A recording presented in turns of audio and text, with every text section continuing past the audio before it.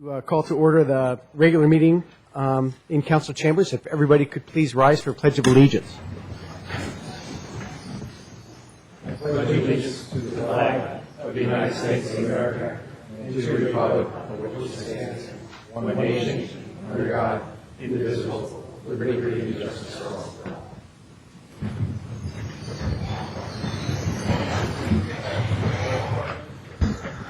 Okay, with that, we'll move on to item number 2, which is changes to the order of the agenda. Any council members, staff, or public would like to see a change in order? Thank you, staff. Council? Public? Seeing none, we'll move on to item number 3, a report from closed session. Nothing to report, Mr. Mayor. Thank you very much, Mr. Lanzone. And we'll move on to item number 4, which is council communications and announcements. Who'd like to start? Councilmember Grocott? Sure, I would do that.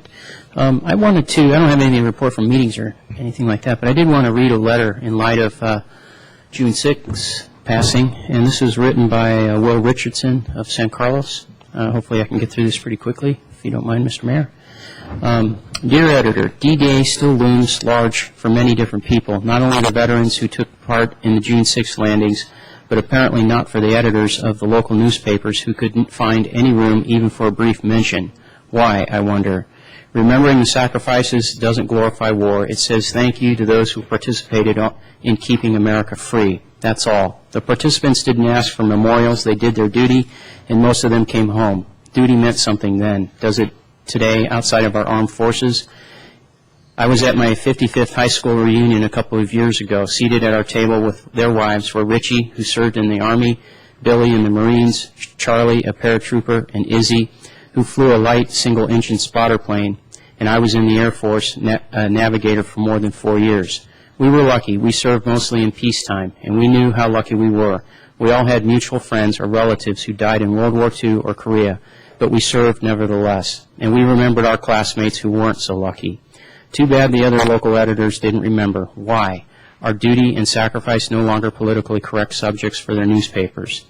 So I just wanted to read that because it was written by a San Carlos resident, obviously a veteran, and I would like him to know, and others like him out there, that no, we don't forget. FDR said that was a day that would go down in infamy in our nation, and I don't think we should ever forget it, or those who sacrifice their lives for freedom for us. Thank you. Anything else, Councilmember Grocott? No. Councilmember Rice? Councilmember Ahmad? Mr. Mayor, 2 quick items. Did want to remind everybody of Vertical Challenge coming up at the Hiller Aviation Museum on the 21st. If you're interested on Friday night, they're doing Wild Brew Yonder. So if you're interested in microbrews and helicopters, not at the same time, this is a good thing to do. And I would also note that the annual chamber luncheon is on the 17th. Cheryl was telling me I'm right, the 17th. Thank you. Thank you. Vice Mayor Grisilli? Nothing tonight, Mr. Mayor. All right. Well, and for me, I have a special recognition I'd like to give out, and if I could ask Paul Spagnoli to please come up to the podium area.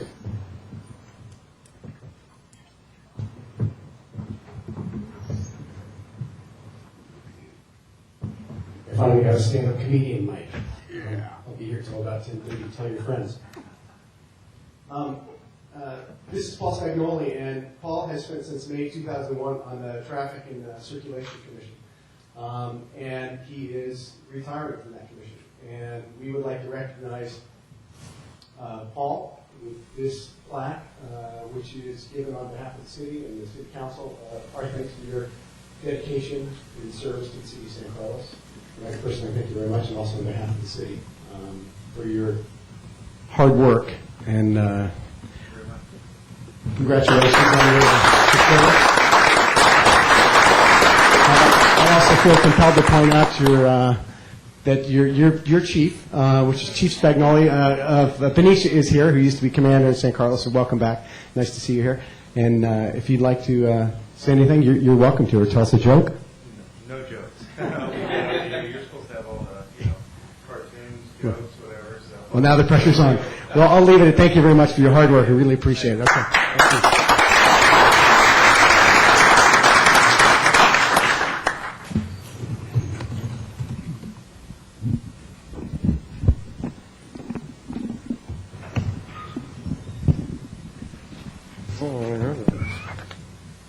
Introduce me, I would have told one.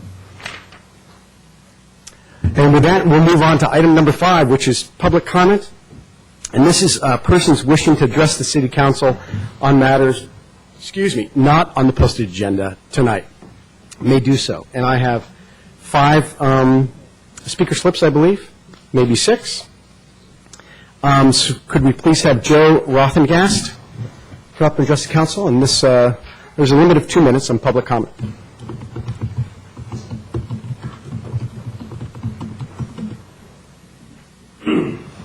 If you could state for the record your name and also city of residence.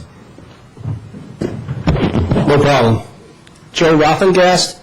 I live here in San Carlos, just up the road, 116 Wildwood. So, appreciate the opportunity to speak. I understand you guys can seemingly sometimes seem like you have a thankless job up there, probably. And I know you've done, at least your predecessors, and some of you have done, some nice work in town with stuff like the Trader Joe's and things like that. But I'm down here tonight because, I've gotten wind, and I think a lot of people are unaware, but the awareness is starting to get out there, that there's a proposal to actually, shut down the tennis lights in town in order to save, a minor amount of money. And it's the most absurd thing that I've ever heard, in my life. For a town to do. I mean, if the Parks and Recs at some level, can't maintain its own facilities. I'm sorry, this is only for things that are not on the posted agenda, and this is falls under the budget item tonight, I believe. You want me to come up at the end and do this? I'm happy to come up at the end and do it. We just want to apply the rules evenly across the board. That's so fine. If it's regarding the budget item, regarding the tennis courts, I think it should be moved to that item number. Then we'll do it then. That's Great. fine. Sorry for the... Thank you very much. Sure. So again, these are for items not on the posted agenda, and we'll call you back up for that item. Thank you. Michael Woolridge for, Michael Woolridge, sorry. Woolridge. My fault. Hi. My name is Michael Woolridge. I live on the Greater East San Carlos neighborhood. I'm here to basically just express my views on the proposed transit village that's going to be, I guess it's being looked at being built. My biggest concern is the building height as it pertains to the Greater East San Carlos neighborhood. I've looked at the superimposed building plans that, as the views pertain, from this Greater East San Carlos neighborhood, and it looks like these buildings are just way too high and just dominate the skyline for the residents of Old County and the other first 5 or 6 houses on the neighborhood streets there. And I am just very displeased that this monstrosity of a building complex is being put up right there next to the Caltrain tracks and overlooking the Greater East San Carlos neighborhood. I mean, it's going to block sunlight in the evening hours whenever the sun is setting. These buildings can be targets for graffiti also. I know the owner of Jersey Joe's, he has a business, and he has to paint over the graffiti a few times every month. And I was just checking to see if somebody could look into lowering these building heights down to 1 and 2 stories instead of 3 and floor stories. And that's about all I have right now.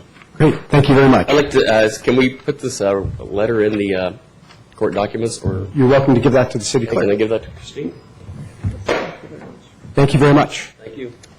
Darwin Patnode? I'm on the tennis lighting issue, so let's be correctly budget. Great, thank you very much. And Paul Manganetti? Am I close? Sorry. Please feel free to correct me. My name is Paul Manganetti. I live on Springfield. I'd like to speak about the transit village as well.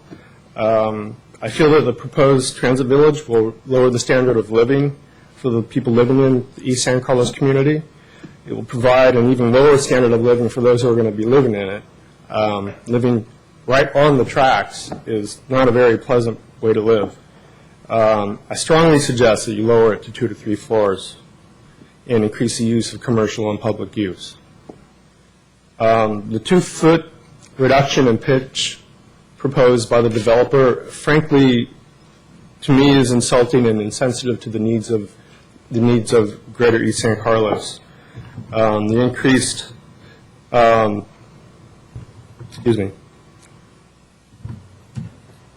increased safe pedestrian access to downtown San Carlos is needed for Greater East San Carlos. I want East San Carlos and the rest of San Carlos to be one, so that we could have one city of good living and not two but unequal ones. Thank you. And I'd also like to include my letter with the city clerk. Great, thank you very much. And Kirsten Barley. With regard to budget? Okay, great.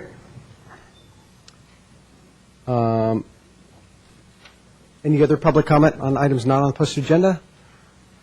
Very good. We will move on to approval of consent calendar. Consent calendar items are considered to be routine and will be enacted by one motion. There will be no separate discussion on these items unless members of the council, staff, or public request specific items to be removed for separate action. Council, item number 6. Mr. Mayor, I move for the approval of the consent calendar items 6A, B, C, D, E, and F. Second? Christine? Councilmember Ahmad? Yes. Councilmember Grisilli? Yes. Councilmember Grocott? Yes. Councilmember Royce? Yes. Mayor Lewis? Yes. And with that, we'll move on to item number 7, which is reports to council. The only report to council is the fire department report. The chief is in the audience if you have any questions regarding that report. Council, any questions or comments for Chief? Mr. Mayor, I did have one comment. I did want to thank the chief for including an item that I had requested in the last report regarding green activities for the fire department. So just to highlight them, they are using biodiesel whenever possible in the engine. The new apparatus has regeneration capabilities. They're supporting energy miser concepts for, I'm assuming it's the department buildings, et cetera. And within the department. And finally, we are looking for the incorporation of hybrid vehicles. The one additional request I'll make to the department as a note is if there's an opportunity to coordinate a meeting with San Carlos Green, just to go through an additional audit and see what other opportunities there may be. So that's the end of my comments. Great. Any other comments, Council? Chief, thanks again for a complete report. We appreciate it. It's great to be kept up to speed on everything that's going on, and especially responding to council member comments like that. Very good. Thank you. With that, we'll move on to item 8A, which is unfinished business and consideration of resolutions regarding the budget. City Manager. Thank you, Mr. Mayor, members of the City Council. As you know, we do a mid-year budget report in January or February of each year, and right after that, we begin the process of preparing the annual budget. So it literally is a 4 to 5 month process. The document before you this evening has been subject to that process. I would like to express my appreciation to the staff that's been working on that document. Jeff Maltby and Rebecca Mendenhall have been leading the finance department staff and coordinating the activities to put this document together, and then finally all of the departmental staff who have worked with us to prepare the document to find the most frugal and efficient ways to put forth the city's budget in a way to maintain the services as best we can, given the very limited resources that we have. The document before you is indeed a balanced budget moving forward for the next year. There are some things that are not funded within this document that we should strive to fund in future years. The GASB 45 retiree medical, the equipment replacement funds are two examples that come immediately to mind. But I think it's fair to say that we've made good progress this year in addressing a structural budget deficit that we've been experiencing in San Carlos for a good number of years.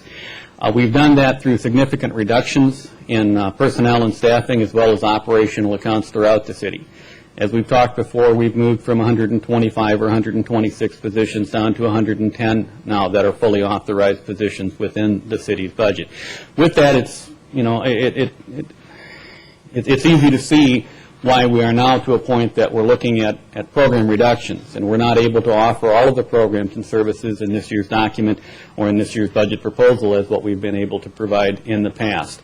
In the last 3 years, we've cut administration by over 30%. We've cut parks and recreation by over 18%. We've lost 7 positions within the police department, and we've contracted out the dispatch services. We've made significant reductions in personnel and staffing, and we are to a point now that these reductions are impacting the services that we can provide to the city of San Carlos. With that, I'd like to introduce Jeff Maltby, who can talk about the specific program effects of the document before you within this year's budget presentation, and then we would all be happy to answer any questions that the council might have. Jeff? Thank you.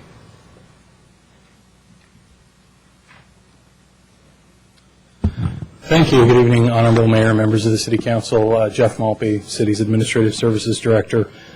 Just like to echo Mr. Weiss's comments and thank Rebecca Mendenhall, the City's Finance Officer, and the rest of the finance staff, as well as the staff in the other city departments for helping put together this year's annual operating budget, as well as yourselves and the time that you've put into not only reading but considering the complex items before you. It's an honor to be presenting my third budget up before the council.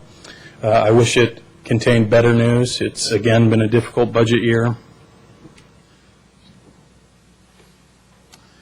Before you this evening are basically two resolutions. The first resolution adopting the annual operating budget for 2008-2009 fiscal year, as well as a resolution appropriating the city's GAN limit.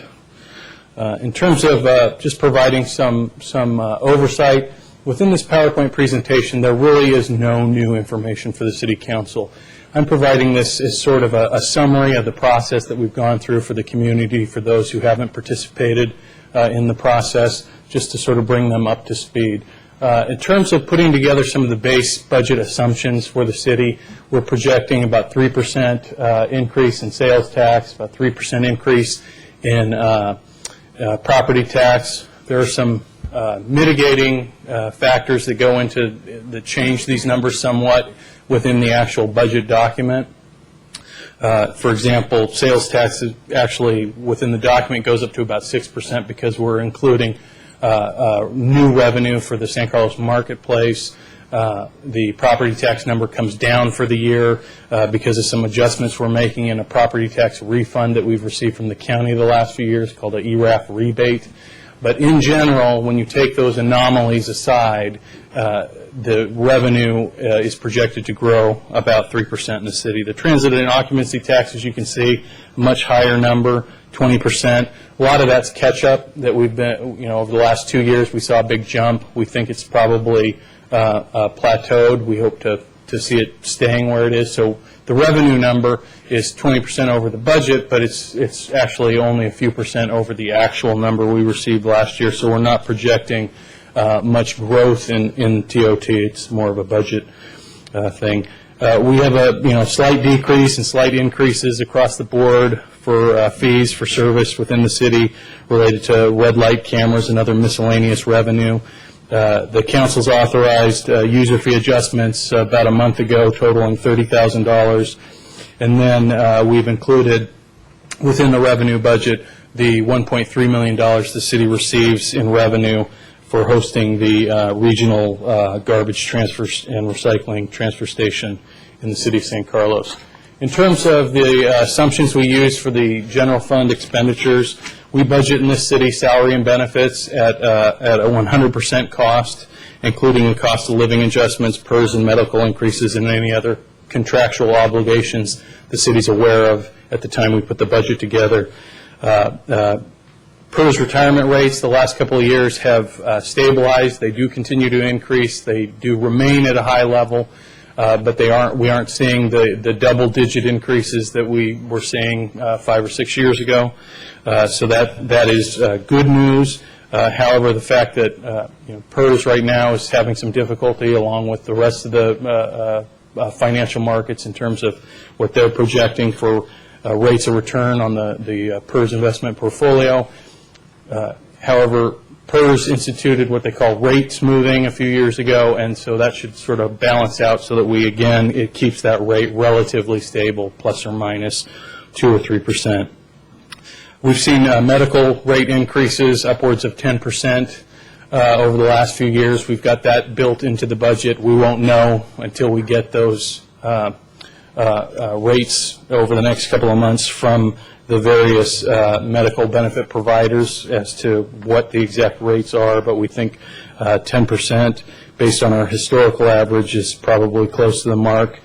We're seeing cost of living increases based on the Bay Area indexes of between 3.4 and 3.8%. So we're building those into the cost of supplies and material and those kinds of things. That's excluding the energy sector, which we've handled in the budget separately.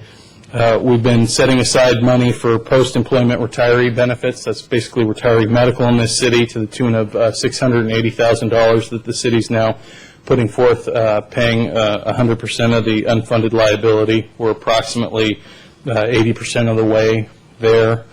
Funding of $400,000 of the $675,000 needed to fund the city's annual equipment replacement budget is included within the base budget. So not fully funding as we'd like, but more than we were able to fund last year. As the city manager said earlier, we have made some positive steps in addressing some of the structural deficiencies of the budget.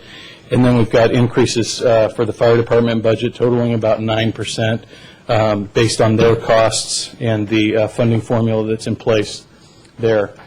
On April 28th, the City Council met in closed session, as you're all aware, to go over a lengthy list of changes in terms of the structure of the budget, in terms of things that the council... Pardon me, that wasn't closed session, that was an open session. Or did I say closed? A study session, I'm sorry about that. A study session over at the library to discuss the budget.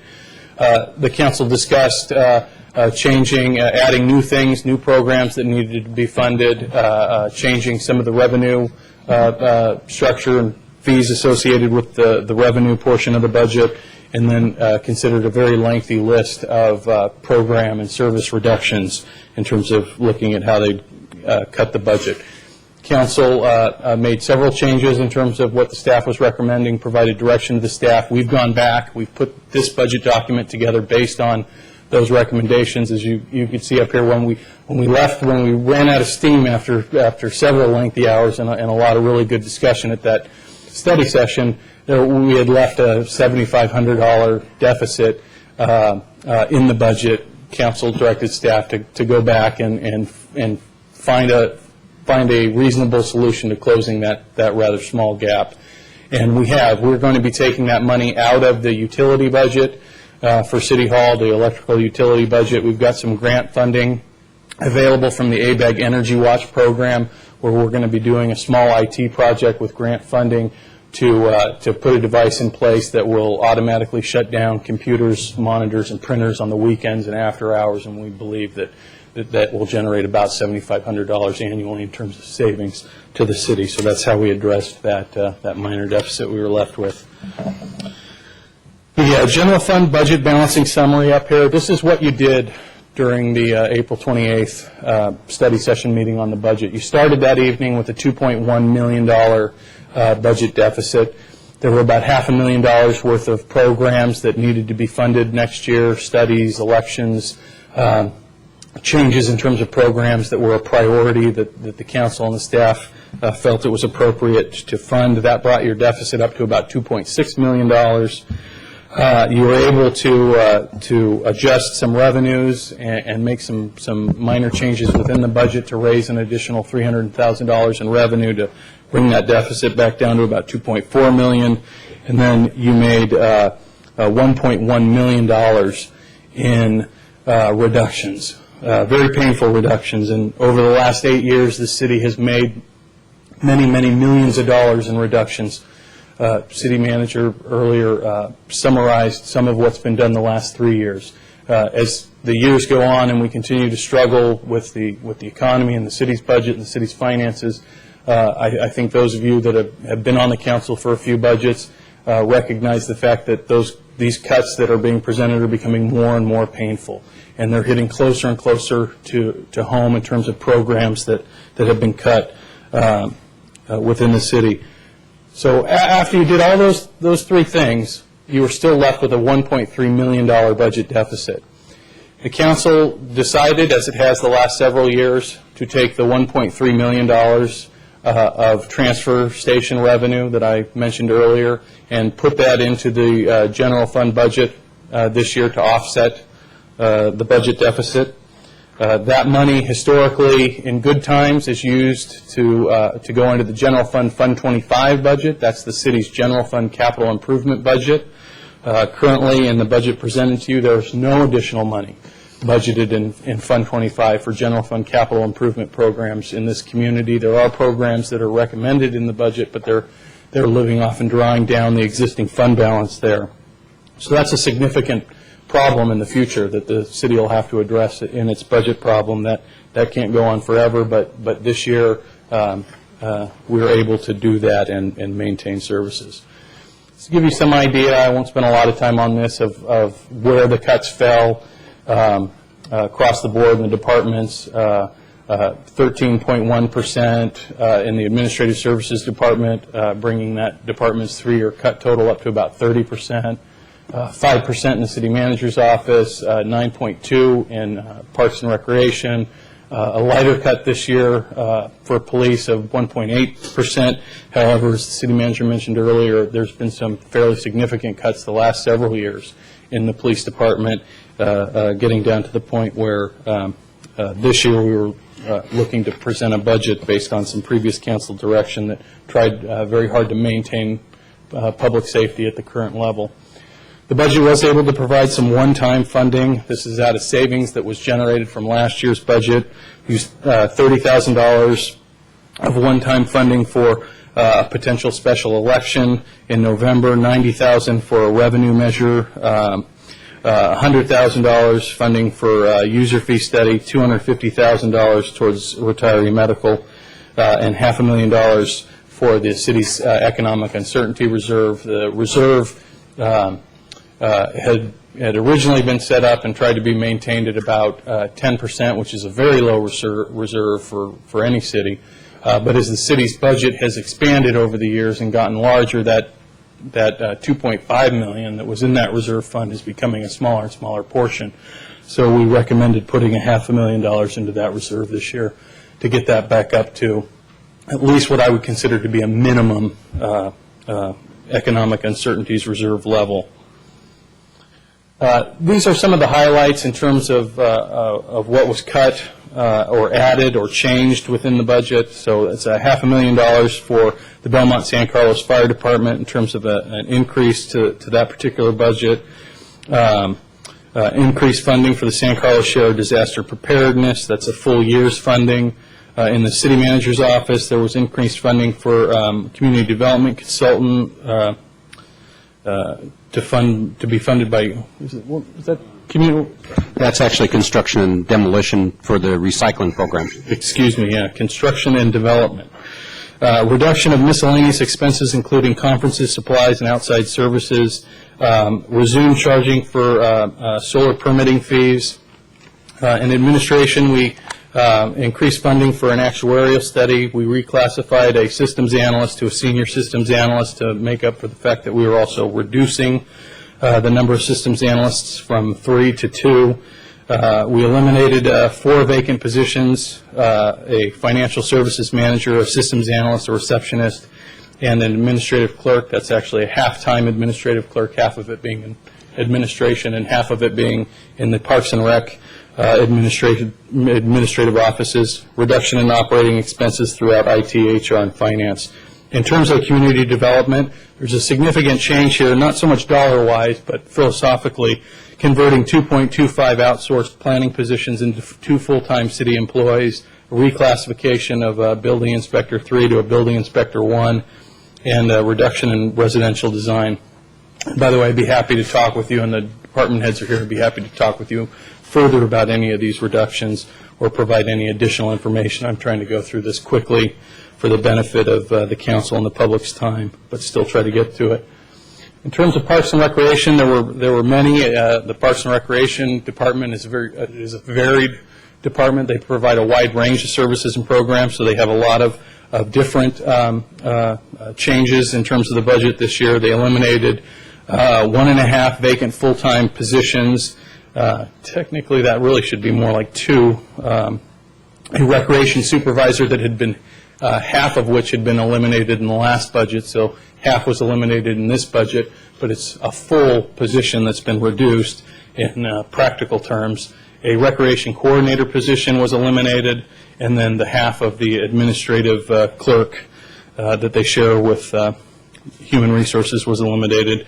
They reduced dramatically their part-time budget, proposed the closure of the Kiwanis building and relocating of staff from those offices to the youth center, reduction in youth center hours, excuse me, elimination of senior services information and referral program, elimination of funding for lights at the tennis courts, elimination of funding for adult sports, reduction in janitorial services, we did retain funding for the special needs program and the Healthy Cities program, with the caveat from the council at the budget study session that staff would continue working on this year on finding additional outside funding for those programs, and if we were unsuccessful in doing that, that those programs would be brought back next year if we need to consider further cuts for additional discussion.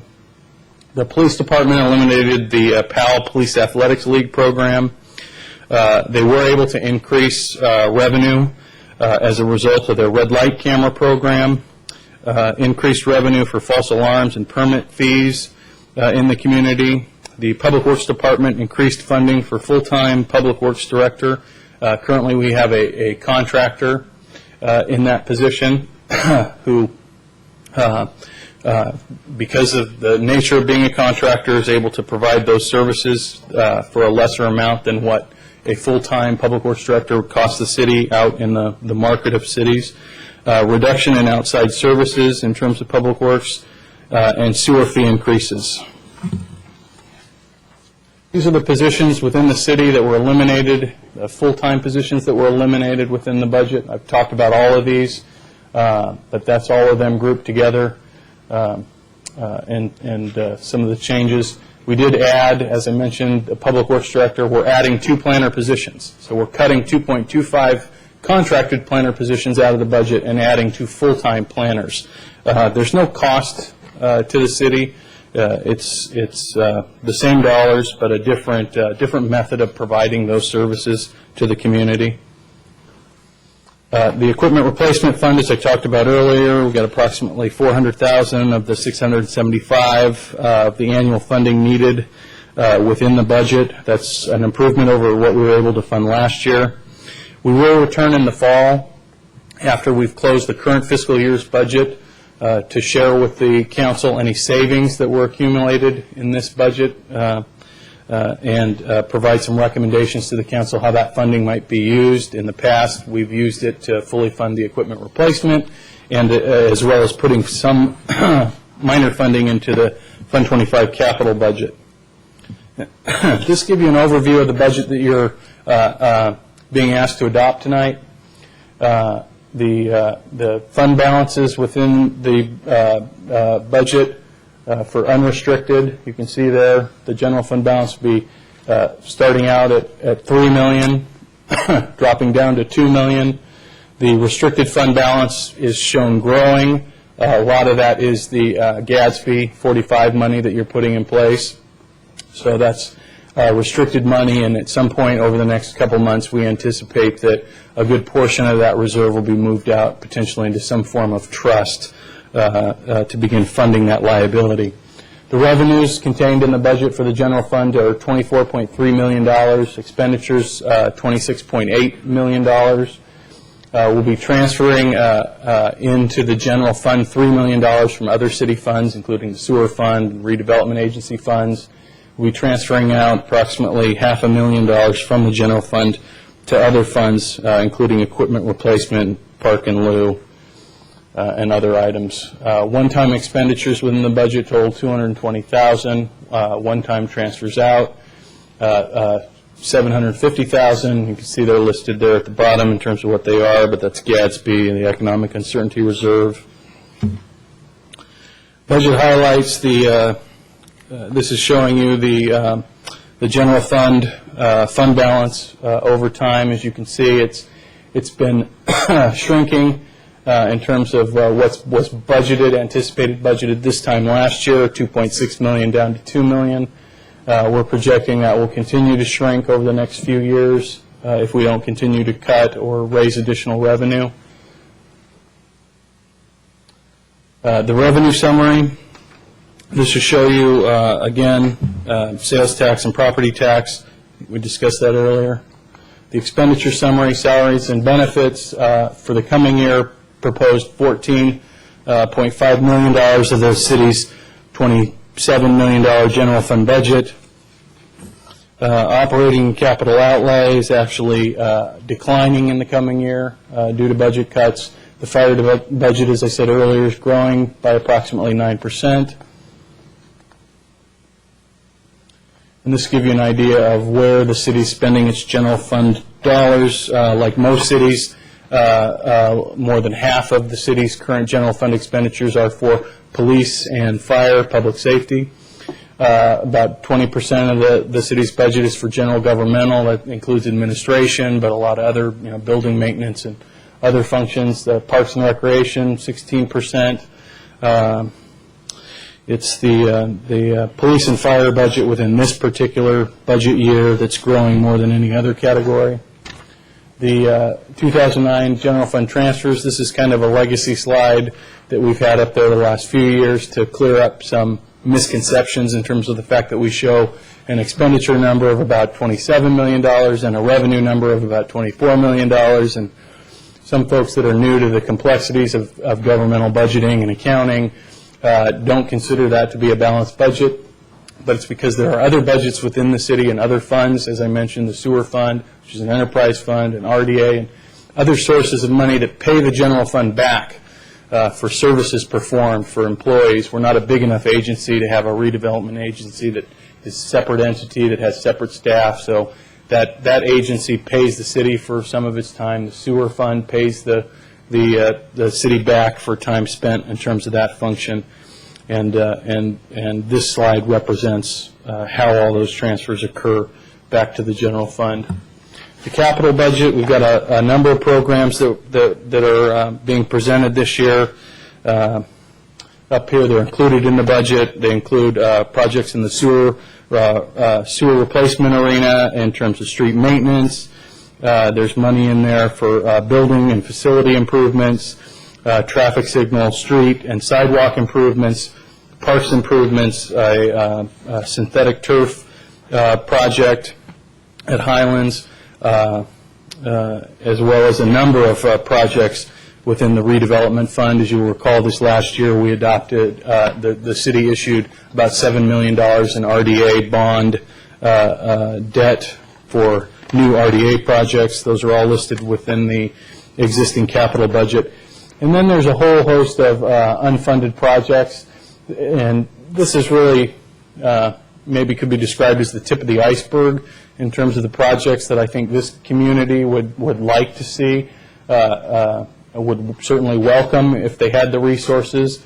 They total $16 million, and this year we included in the budget no dollars to go towards most of those projects. So that gives you an idea of what's looming and some of the future challenges in terms of the city's budget. As the city manager talked about earlier, we are sort of coming out of what could be described as a moderately good economic period, during which time the city struggled financially and had to make a number of cuts and reductions. We're going into a cycle right now that I think everybody agrees is a financial downturn, maybe not a recession, maybe a recession. Currently, we're budgeting our revenues to grow in the coming years by 3%, as I started the presentation off with. It's feasible right now that things could be worse than we're anticipating in the next year or two. We hope not, but it's possible. Certainly, the housing market isn't particularly healthy. The sales tax growth we saw in the fourth quarter last year was not healthy. In fact, they were recessionary type numbers. The state is dealing with a $17 billion budget deficit right now.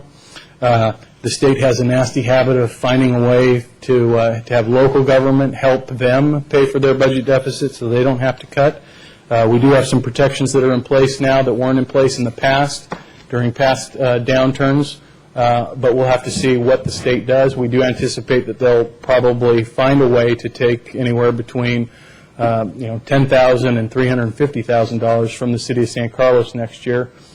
Fire costs continue to grow, as well as increases for employee and retiree medical.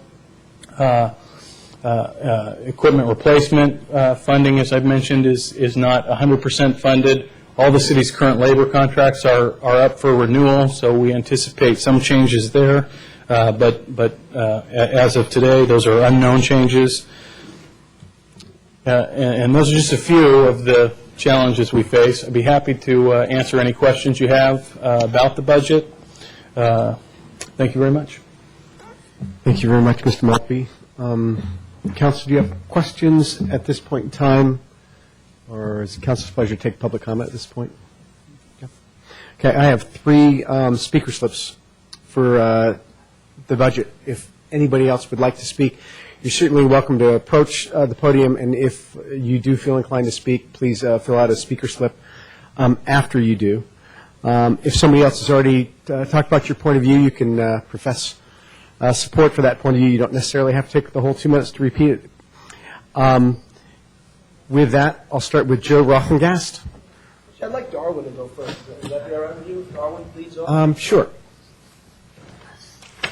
Hello, my name is Darwin Patnode. I live at 3353 Britton Avenue, and I vote. And I am a tennis player, but I am not speaking on behalf of the San Carlos Tennis Club. In fact, I don't play tennis at night. So I'm speaking because I feel there are some valid concerns that tennis players and the other people might have, and I ask that you consider modifying the budget, which was recommended by the staff, so that there can be more compromise and some feasibility of some tennis court lighting. You know, when tennis courts and other facilities for athletics are turned off at night, so to speak, crime among young people, vandalism, etc., goes up. And I know that the other sports didn't get their lights turned off, but there are many young people playing tennis. It's the fastest growing of the participatory sports in America. And so I wish that you would try to do something, to compromise in some way, to show some imagination, to keep the lights on for at least part of the time, part of the year, some courts, etc., rather than just rubber stamping a staff recommendation. Now, I noticed in the staff report that there were many cuts of personnel. And needless to say, when a corporation gets lean and mean and has layoffs, stock value goes up. And in a city, we should take a hard look at making those same kinds of cuts to improve the quality of the city. Being lean and mean isn't being bad. It's good in governing, it's good in administration of corporations, and I even say it's good in tennis. Last night, I drove around at 10 o'clock, and in the city's parks, I noticed that inside the locked restrooms, the lights were all on, very bright. So what the city needs is not turning off the tennis court lights, it needs an energy audit to see how it's currently using its lighting. You're at 2 minutes, so if you could please conclude your comments, I'd appreciate it. Okay. Thank you. So please do your best to reach some sort of compromise in terms of keeping some lights on some courts in the near future. Thank you. Thank you very much. Joe Rothengast. There's a couple speakers that would like to give their 2 minutes to Joe. I'll try to be a little lenient with the time, but it won't add up to all the different speakers' time. If the other speakers would like to take their 2 minutes, you're welcome to it. But that's all right. That's not I'll the try to policy be of quick. council. I'll try to be quick. Darwin's obviously hit some of the salient points here. I would like to present all of the city council members with a petition signed by members of the San Carlos Tennis Club.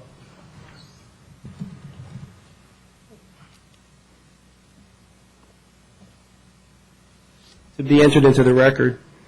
And I'm also a resident. I'm not just representing the San Carlos Tennis Club. We have a public relations director that has been down to some of the meetings, and I'm also, just a concerned citizen. But I will mention that the San Carlos Tennis Club has a lot of over 100 members are from San Carlos. They are our neighbors from Belmont and Redwood City. We use their facilities. They use ours. So these people do a lot of work. Put in a lot of man hours to improve our Grayer Park. The club has donated over the last decade $56,000 to the city for the improvement of courts. I mean, I personally, go out and fix the nets. We buy the nets, we fix the nets, we put them up. I recall voting for, a $10,000 resurface at Highlands, so there's an awful lot of money that's been, and effort and labor, that's been put in, painstaking work, putting up net screens so that the wind is blocked. I think, consider, when the park can't literally light itself, you do have to start to look for creative solutions. I mean, it's akin to like a Broadway production saying, well, in order to maintain our production team, we're really sorry, but we're not going to be able to show any more, productions to you patrons of the arts at night. We only have matinees from here on in. I mean, the absurdity of this. It's hard to believe I'm actually up here even talking about something like this. All the places I've lived and all the, countries I've visited, in industrialized nations, to see the basic, athletic facilities turned off at night is just shocking to me. And we're in the middle of an obesity epidemic in this country, and St. Carlos is no exception to that. I think that shutting down activity for adults, tennis is all ages. We have kids that can play. We have older people that can play. There's varying levels, so you can play, at great intensity for great workouts. It's a social thing, shutting down those lights will hurt the social fabric of the town. I do think it will hurt people's fitness levels. I believe the attractiveness of buying a home in San Carlos could be affected by this. I'm concerned about real estate prices dropping even more as a result of the fact that we don't have lighted facilities. And you're talking about more than just tennis, like shutting down basketball for adults and volleyball. And I think that you're going to have to look hard. I'm urging you to look hard at some more innovative and creative solutions. Looking at cuts into personnel, administration. I've made a study of organizations, and all organizations become more concerned and more focused on self-sustainment rather than the actual original mission that they're designed to serve. And that that happens in the private sector and corporations. And there we have competitive market dynamics, to keep them in check. In government, I think there's going to be a lot more room to make cuts, even though there's been a lot mentioned here. I mean, you're talking about basic. We got to turn out the lights, guys. I mean, Mr. Mayor, you yourself are like Mr. Outdoors. I've looked at your profile. I've met you before. You've been involved with all these youth leagues and stuff. I mean, you're going to really tell us that you're going to shut the lights down on the tennis players here? I mean, I can't see that that's your that you'd want that to be your legacy. In addition, we can help. I think the club is trying to help. I mean, I've been talking to my neighbor across the street. He's an executive at Sun Power.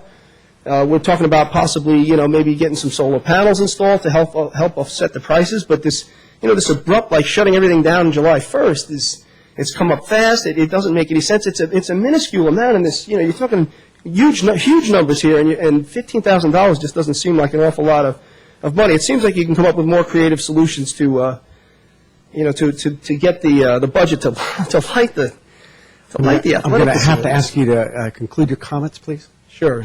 Well, I think those are most of the points, and we do urge you to let sanity prevail here in town. And as my friend says to me, when I start to talk about things that seem insane, he asks, "Are you beginning to scare yourself because you're starting to scare us?" Thank you. Thank you very much. Shearston Barley.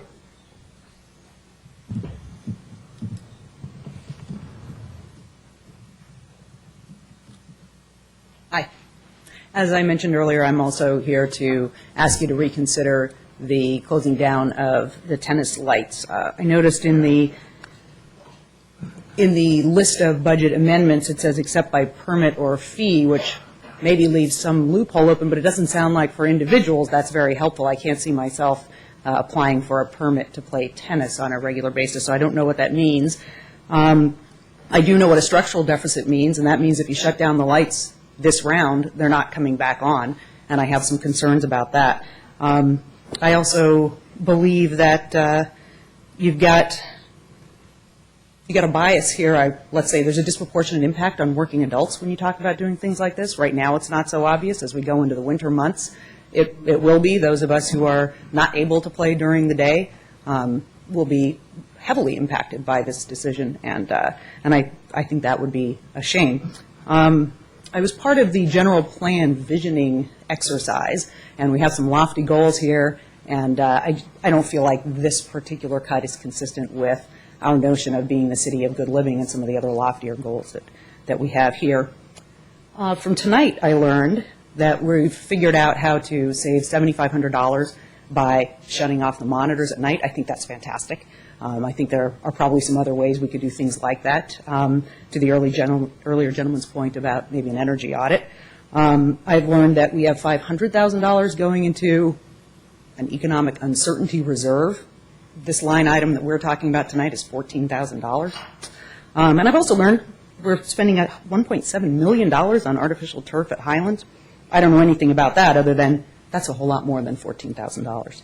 And I think there must be some alternatives. So whether that's allowing one set of courts to remain available for us, installing some sort of metering so that we can swipe a card like the Redwood City parking folks and be able to pay to play. Ask you to conclude your comments, please. Yep, I am concluding. Thank you. I think there are some options that we could come up with that would allow us to keep playing, and I'd ask you to please consider those and not adopt the budget as it stands today, so that there's an opportunity to reconsider that line item. Thank you. Thank you very much. Doug McIlrath. Be followed by Heinz Hoffman.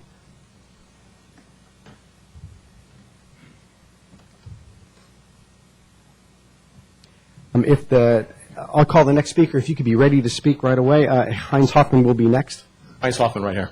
Oh, I'm sorry. I had Doug McIlrath. He's not present. Was the next. Mayor, please go ahead. Okay, Mayor, City Council, thank you for the opportunity to speak.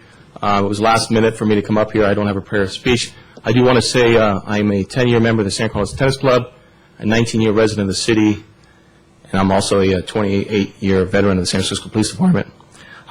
If you speak to most psychologists, sociologists, and so forth, they tell humans to find a hobby, find a sport. All sports is very healthy. It's very it's great for the environment. It's great for the families. It's a way of relaxing and enjoying life. And I've lived near the Highlands courts for 19 years. I've seen those courts packed from 5 o'clock on. Majority of public works from 9 to 5. They get home, they throw in their tennis clothes, and we only have 9 good working courts in the city. And I do have to say that it's the majority of all the tennis players I've met, there's over 300 in the club. They're good citizens, they're good for the environment, and many of them volunteer hundreds of hours to the city to make this a better place. I do want to mention, being in the police world, if you look at Doyle Drive, which is the entrance to the Golden Gate Bridge, one traffic accident will create, and shutting down one lane on Doyle Drive, the entrance to Golden Gate Bridge, will create a backlog for about 4 miles on Lombard Street and Van Ness Avenue. I use that as an example because if you eliminate all the courts usage at nighttime in San Carlos, you will have a huge impact on your surrounding cities. And I believe in the good neighbor policy. All the teams and leagues and the captains will take these teams, they will start using Beersford Park in San Mateo, they'll start utilizing Foster City lit courts and Red Morton and Redwood City. They cannot handle the impact of San Carlos tennis players going to those cities, and you will have other council members calling you, emailing you, and complaining regarding the same thing. So I strongly urge that you do find a solution to this. I agree with all the speakers before me, and again, it's a city of good living. Let's keep it going, and I thank you for the time. Thank you very much. Julia Morton, I believe, followed by Louise Barnfeld.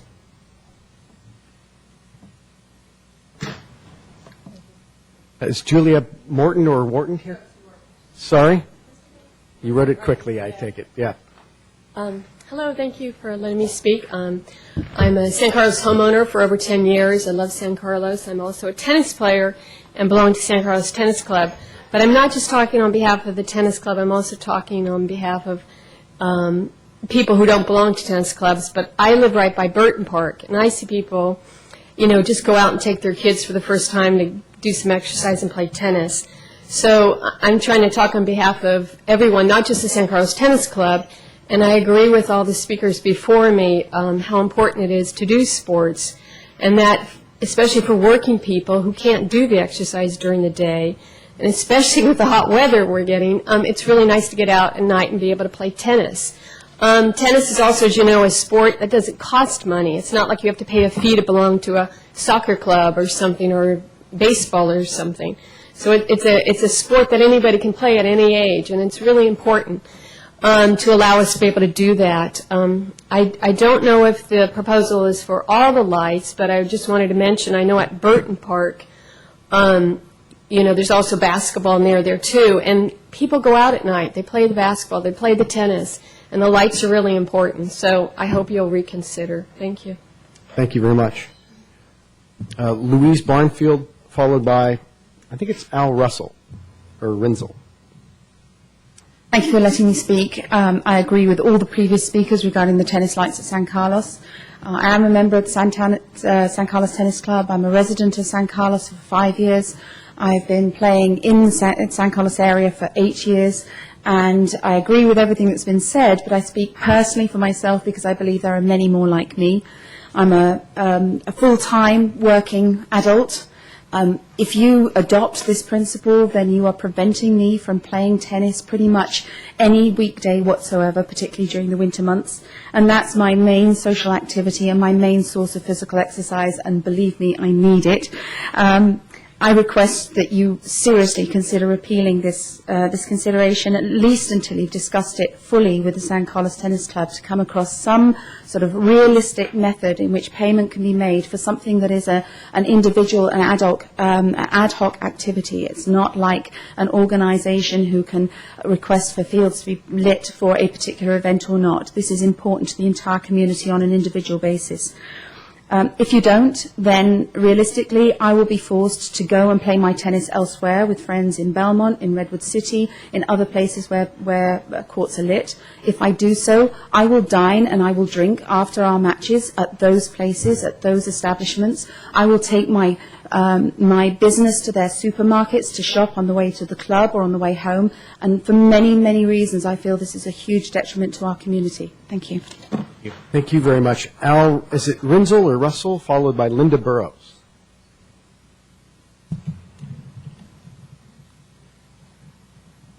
Good evening, Mr. Mayor and Council. Thank you very much for the opportunity to speak. I'm up here on behalf of an organization. It's a 19-year-old organization known as the San Carlos Service Clubs for Seniors, which involves the San Carlos Kiwanis, San Carlos Lions Club, and San Carlos Rotary Club. 19 years ago, I was one of the founding members of this organization. This is a food distribution program for seniors. It's been in existence for 19 years. It's basically volunteer run. However, for 19 years, we have always had the benefit of a coordinator, a staff coordinator, and this position is being eliminated this year. That's a 20-hour-a-week position, but it's very important and very vital. We actually serve about 60 to 70 seniors, and what we do is we distribute food to needy seniors, some of whom are shut-ins. So we have a food delivery program in addition to a distribution program at the senior center. This program has been working out of the senior center for 19 years, and we're requesting that you please take a look at that elimination of that staff position. This really does require coordination. All of these clients have to be screened. They have to meet certain qualifications in regards to income and residency, and not only that, but they need somebody to talk to. When we're talking about people that don't get out, people in their late 70s, 80s, and so on. So we're asking you to please look at that. Thank you very much. Thank you very much. Linda Burrows, followed by Matt Stander. Good evening. Thank you so much for allowing me to speak. I moved to San Carlos some 15 years ago. I live on Portofino Court. As I looked at the reductions overall in the Parks and Recreation Department, it saddened me greatly because a disproportionate number of the reductions are being made with our children being sacrificed in terms of services. I'm really concerned that we're moving from the city of good living to the city of benign neglect. I look at the list here and reductions in athletic staff, closing the youth center, reduce youth part-time persons, eliminate special needs, janitorial service, landscaping maintenance at Heather School, eliminate youth jobs, eliminate PAL. I just have to think that the board can find some other place to make cuts. And the things that I personally highlighted only add up to $78,000, but make a huge difference. So beyond the tennis courts, it doesn't seem appropriate for the city of good living to make these kinds of cuts at the sacrifice of our families. Thank you. Thank you very much. Matt Stander, followed by Rick Albert.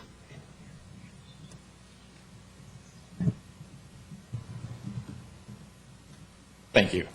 I'm Matt Stander, also a San Carlos resident, here today to ask you to reevaluate the tennis court lighting situation and to find some way to keep those tennis court lights on, whether it's a subsection of the tennis courts that we can keep lit, or whether we have some metering option or something so that individuals can continue to play tennis after daylight. You've heard several very good points for keeping those on, so I'm not going to go through and walk through the scores of those points again.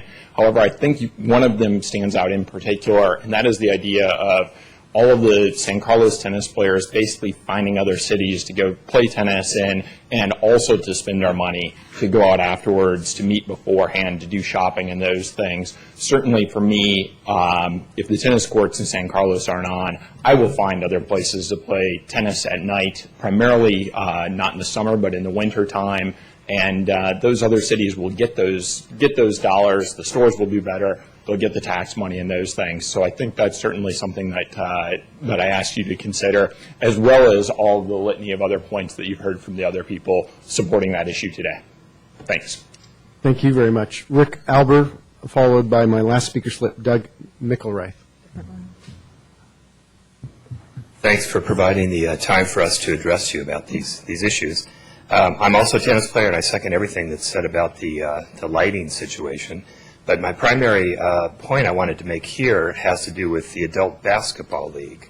I've been an adult basketball player or a player in the Adult Basketball League for several years, and it's an extremely well-run program and terrific compared to some of the other cities around here.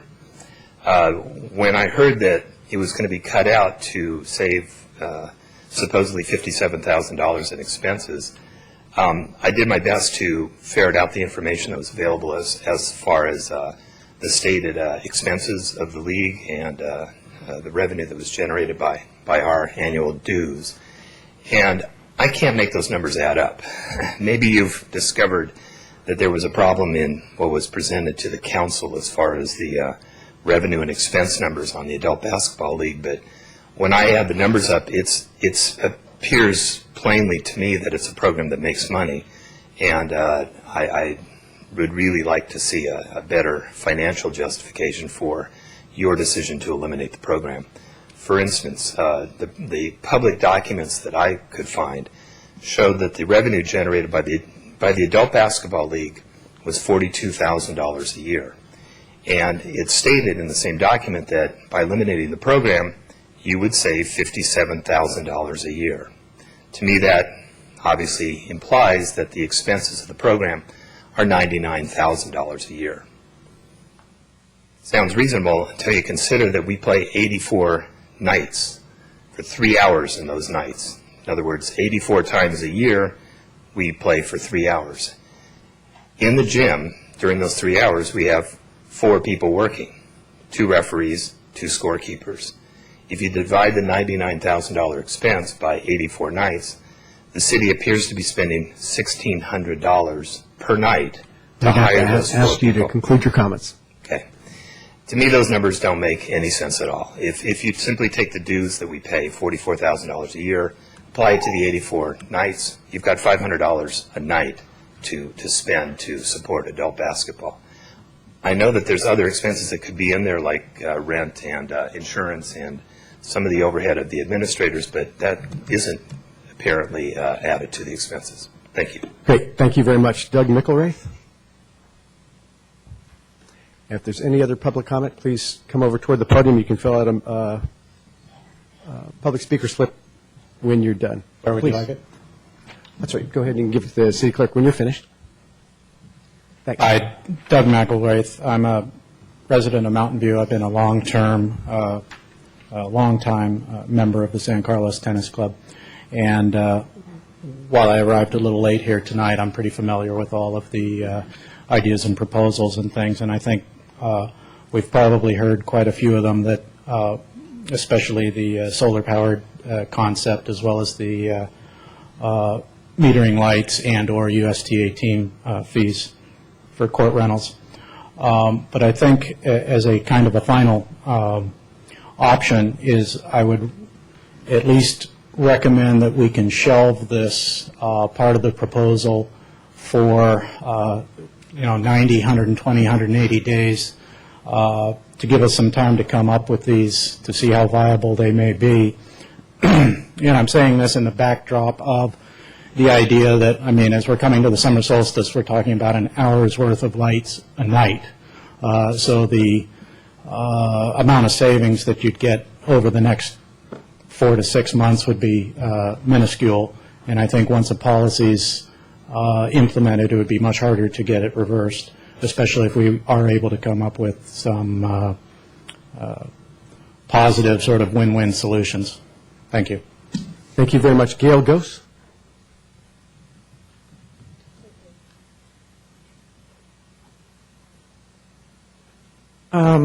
Good evening, City Council.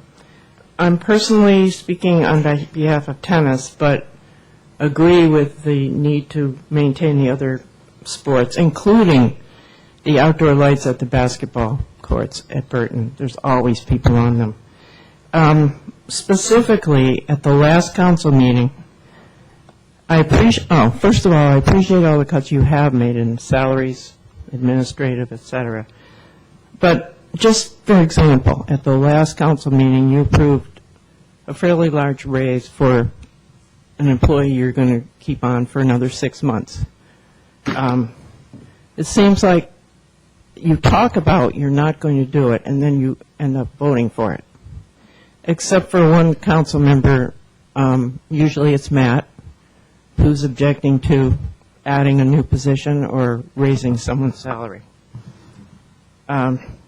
That's about all I have to say. I'm in favor of keeping the tennis lights on. Thank you very much. Anthony Husseel?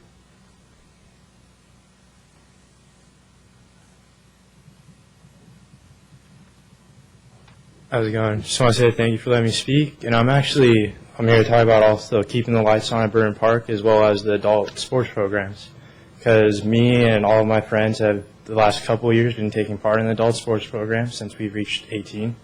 And we would hate to see it go because we want to be those guys 20 years from now that are still playing in the league, still partaking in it. Because we just think it's a cool tradition. Like, we really get along with the people that have been in the league already for 10, 15 years. And we just want to keep that sort of commodity going on. Also, with the lights at Burton Park, you're not only harming tennis, you're harming the basketball players as well. Like everyone said, most people work full-time during the day. If you cut the lights, how are most people supposed to play basketball in the evenings as well as tennis? And then I've been a part-time employee with the San Carlos Youth Center for the last 2 years.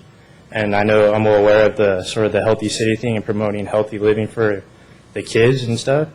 By cutting adult programs, I think that's sending the wrong message to the kids down the line.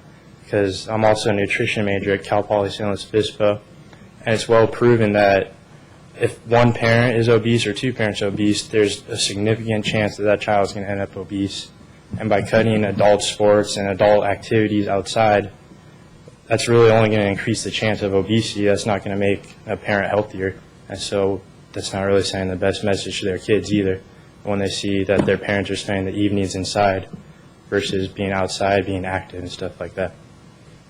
Thank you. Great, thank you very much. All right. Staff, any further comments before we have council discussion or questions? I don't believe we have any additional comments at this time, but we would be available to answer any questions you might have. So, council, for discussion on budget, maybe you'd like to begin? Anybody have something to say? Councilman Lamont? I'll go with just a couple of brief points. Mr. Maltby, one of the points you did bring up was the Healthy Cities tutoring program. As I recall, the budget workshop, we had, or at least my understanding was that we agreed to fund it for an additional year, but no further. And the comments I heard tonight was, we'll try to give them some time, but we'll probably fund it. So I wanted to get clarification on that. I had the same recollection of the meeting, that you were going to continue funding this year. If additional funding couldn't be found from outside the city for the program, you wanted to see it brought back next year for potential reduction. I don't think the council can make a decision in advance, other than to say you want to see it again if it's not funded. All right, I'll take that. I'll just go through one other issue. There was number 27, eliminate the special needs program. We didn't quite eliminate it. We said that there was okay because we did a fund increase, or there was a funding increase that went and made it revenue neutral. So it shows up as we approve the money, so I'm curious how that is reflected. It's reflected by a 200+% fee increase to pay for the full cost of the program. Okay, but overall, the issue was that we did indeed allow the program to continue because it became revenue neutral. Correct. Okay. And we'll have to see over the course of the year, monitor those fees as they come in to make sure that that is indeed the case. So I will, Mr. Mayor, just in the interest of time, I'll try to conclude with just a couple of quick points. I want to acknowledge all the folks who have come out and spoken. I want to acknowledge Mr. Weiss, Brian, Jeff, and all the folks for putting in some very hard work on this budget. I'll also express, as a first-time councilman, that this has been a frustrating process. I am not happy with the documents as they've been presented, and I'm not happy with the product that we're being given to vote upon. There is a lot under the budget that I don't feel we have had an appropriate exposure to as council. I would like very strongly to push for a true zero-based budget next year. There's a lot of discussion in this budget about what are we going to cut, what are we going to cut. I want to change that discussion to what are we actually going to spend. And we only spend up to our limit, and after that, it's over. Recognizing the chair's prerogative, I would like to recommend moving forward that the City Council form a finance committee that meets on a more regular basis with the city to go over these things. To a large extent, the budget was created by terrific and hardworking staff, but it's presented to council sort of at the last minute, and we're sort of given you're behind the eight ball, make some cuts and figure out how to make it work. I don't like that way of going, and I prefer a longer-term exposure to what our finances are and how we should start to put them together.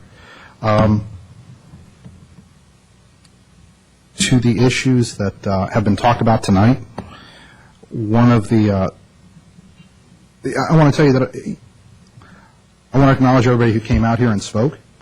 I know it's, to some folks it's fairly intimidating coming up here. We're sitting up here on this dais and we're all wearing neckties and look fairly nasty, and we're trying to do something. I look pretty nasty. Frankly, I was more worried that you guys would all have tennis balls and start pelting me. So I want to acknowledge that.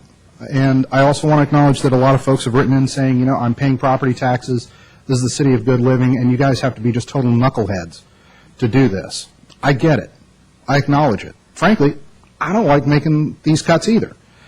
But there was one statement that came out that I want to pull out that struck with me.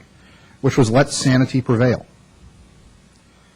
I am looking at a budget, and candidly, I think, those of us here have worked for several months on this thing, and the issue of let sanity prevail has to be addressed. We are the city of good living. I will tell you that we have been the city living beyond our means. We can legitimately as a council say we have made tough cuts, we are doing a very rough gig, and we're going to balance the budget.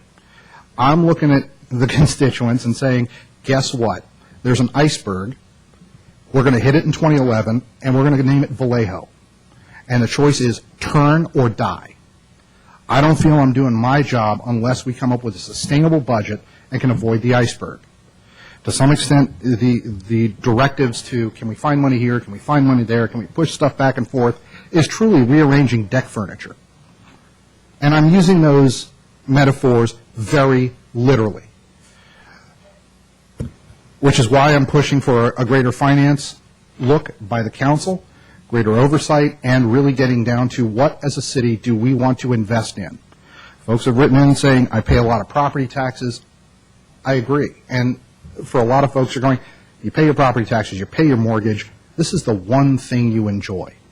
If we take 100% of your property taxes, it does not cover our public safety bill. We're in tough shape, folks. I have no objection, and I would love to direct everybody who wants tennis and wants lights. I will direct them, let's work with Barry Weiss, let's find out something that works. The council has shown flexibility in saying, if you've got a proposal that works, let's do it. Let's make it revenue neutral. If you want additional help, I'll personally volunteer to help in that respect. But I will not, by virtue of where I'm sitting here, vote to increase the budget in any fashion. If we open up the budget to further discussion, from my perspective, we need to go in here and cut harder. I've said this before, and I'll say it once again. I don't like the fact that we're going to come back next year looking at yet another $1.2 million in cuts.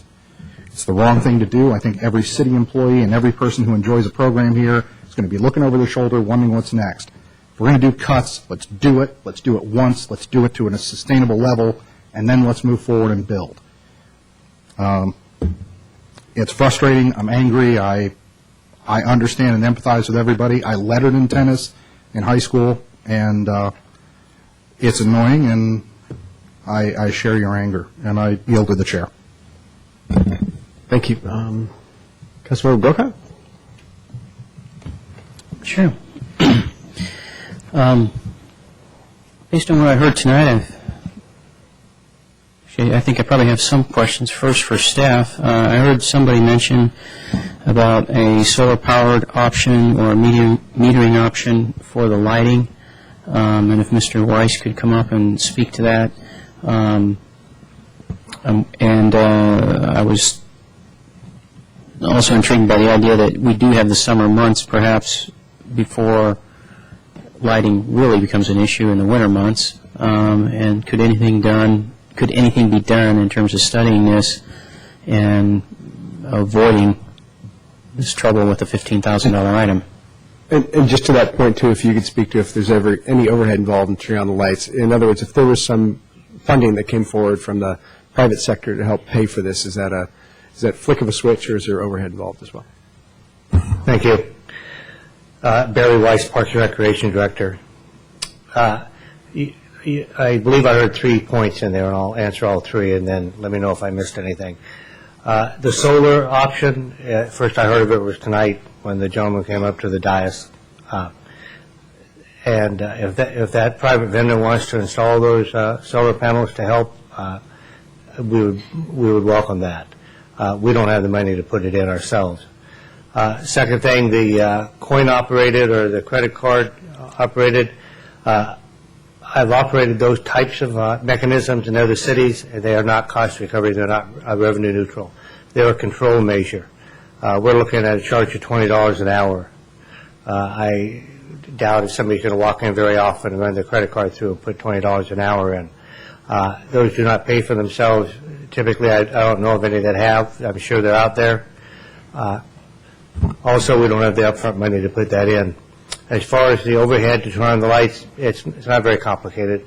We would have our staff set up that day.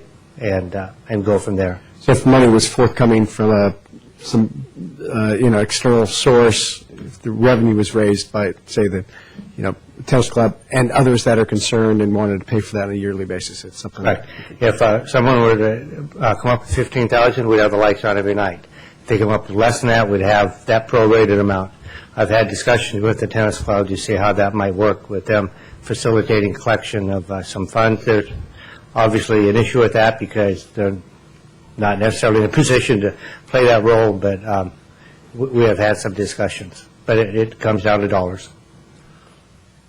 And so, just while we have Director Weiss up here, are there also currently, is there capital improvement funds to tennis courts down the road that I read about also in the budget in future Yes, years? the Burton Park tennis courts, we have $300,000 budgeted. We're developing plans and specs now and hope to go out to bid within a month. And rebuild those courts. They're past the point of resurfacing. We've resurfaced them so many times that, quite honestly, no contractor will resurface them again because they'll split right away. Thank you. So what I've heard so far is the metering option doesn't, that's more of a controlling the light switch operation than it is trying to become revenue neutral. Correct. You'd have to study the solar powered option more, and you couldn't do that in the next 3-4 months. If we were to, yeah, and again, that would be contingent on that private vendor paying for that. So it would be a capital improvement cost that either the city would have to pay for or the tennis club would have to pay for. And I'd have to see what that really entails. But, yeah, we look at anything. Okay.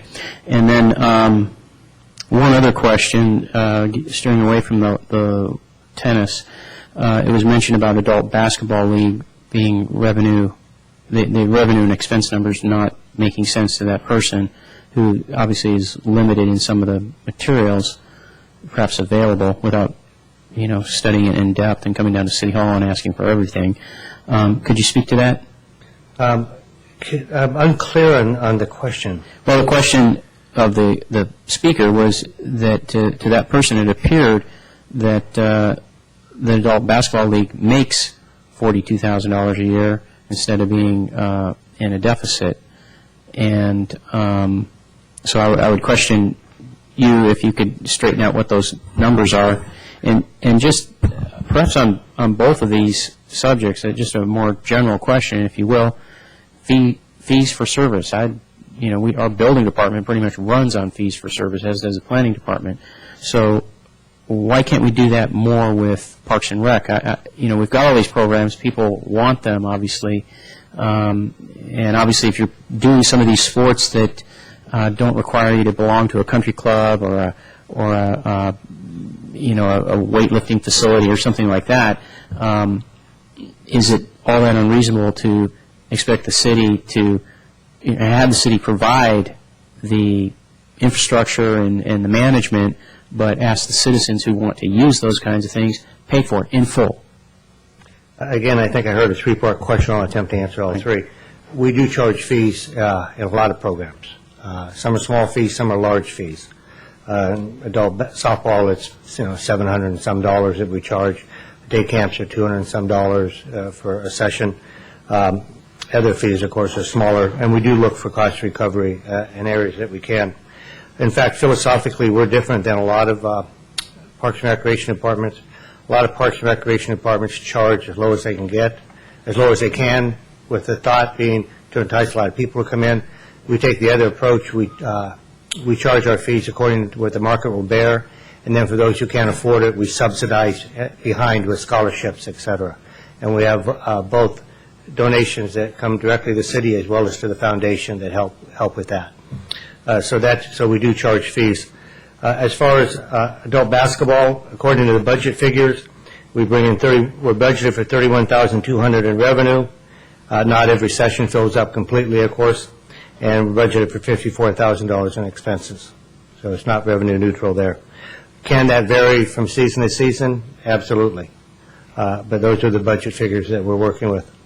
As far as, could we raise the fees and make it revenue neutral? Theoretically, absolutely.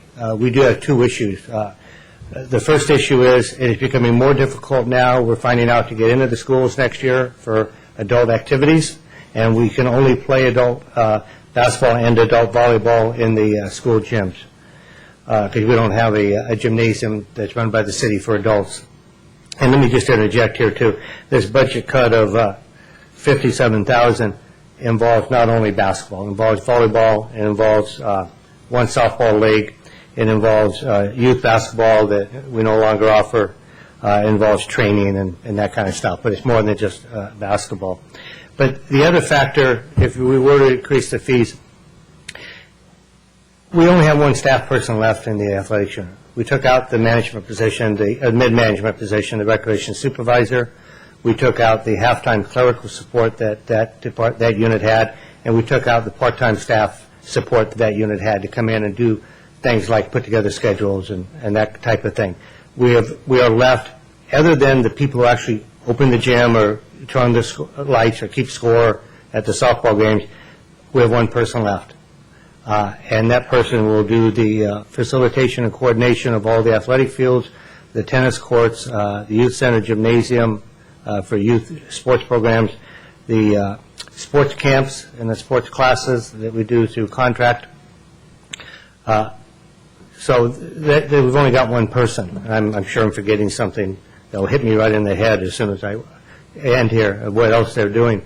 But we've only got one person. So even if we could raise the fees and make, say, adult basketball revenue neutral, I don't have the bandwidth on staffing in order to administer that program. Thank you very much. Director Weiss, while you're there, could you speak about the position that affects the seniors food program? Yes, that is a halftime position that runs, if you give me 1 second, I want to pull up my notes here. So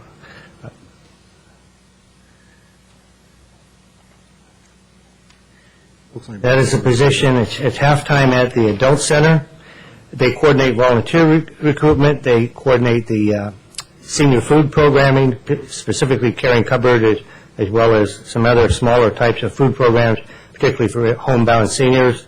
Community food drives at the adult center. They also assist with the TRIPS programs and the special events for seniors at the adult center. And again, when you have we only have X amount of dollars to be able to spend, and we had to come up with some proposals. What's the dollar amount on that one? I'm sorry? What's the dollar amount on that one? That dollar amount is $30,675. That position is currently filled. It's not vacant, and that person will lose their job. I'm sorry, Mr. Mayor. I thought I was continuing with questions. I don't want you segueing in, but that was my next question, is on that very item. Please. And I thought another staff person was going to have to come up and answer that. I didn't realize Mr. Weiss was in charge of that. So I do have a question on that, and that is, as you probably know, I'm very much aware of the Peninsula Volunteers group, and they do some very similar kinds of things. Is there any possibility of having our program enveloped into theirs? In other words, we allow them to use our facility as a satellite for the county services they provide to seniors all over the county. We do a lot of partnering with groups like that. I don't know about that specific group. Donna may will help me, but we do partner with lots of groups for that kind of thing to deliver services. If you remember last year, we eliminated the information and referral services because the county has that. And while it's not ideal, again, we needed to balance the budget, and so we do refer people to the county for information and referral services. But we need somebody to oversee the Caring Cupboard program, help coordinate that, as well as other volunteer activities. We have three main areas where we use the volunteers, and the adult center being one of them. And it does take coordination. Okay, thank you. I would just say to that, I'll discuss some other things, but if it comes down to us needing to actually cut that program, then perhaps we could have staff look at, make contact with Peninsula Volunteers and see if there's some way we can resurrect that program through coordination with Peninsula Volunteers. They're located in Menlo Park, although they're not part of the Menlo Park city government, but they are located in Menlo Park. If I could just for one clarification point, which again we like that whole approach. She not only coordinates volunteer recruitment, she also works with the food programs the food drives and special events and the trip. So it's a multifaceted job. Sure, I imagine it is. Okay. Thank you. So that's all my questions for staff. Do you want me to go into comments as Omar? If anybody else has a question for Dr. Weiss at this point in time in Park and Rec, that'd be a good time, probably. I do have just one quick question, Mr. Mayor. I was looking at the City of San Carlos financial policies as it's outlined here, and on page 2, item number 9, fees and charges will be set at a level that fully supports the total direct and indirect cost of the activity, including administrative overhead and depreciation in accordance with the city's fees. I would love to, if there is something to show the fees that the Parks and Rec Department costs or charges versus this stated policy. How much are these fees actually covering? So it's a request. I don't expect you to have those papers tonight, but I'd like to see those and make them available to the folks in the city to see if we're subsidizing something or not. Just so I can do it right the first time, can you restate that again, please? If you look in our... Sorry. Cost recovery. Cost recovery. Huh? Cost recovery. If you look on our financial policies, item number 9 under Section B, revenue policies. Okay. I'm looking over at Jeff saying it's page 20 of our attachment. So I would like to see the fee structure for Parks and Recreation in light of this. If you charge $10 for something, but it actually costs $30 to deliver that service, let's get some visibility on that. Sure. Thank you. So do you want... Please, if there's no other questions for Director Weiss at this point in time, won't you continue on? Okay. So I've had my questions answered. I would just speak very quickly to the comment of Mr. Ahmad regarding the policies, and those, my understanding anyways, is those are policy goals. They're not necessarily policy directives.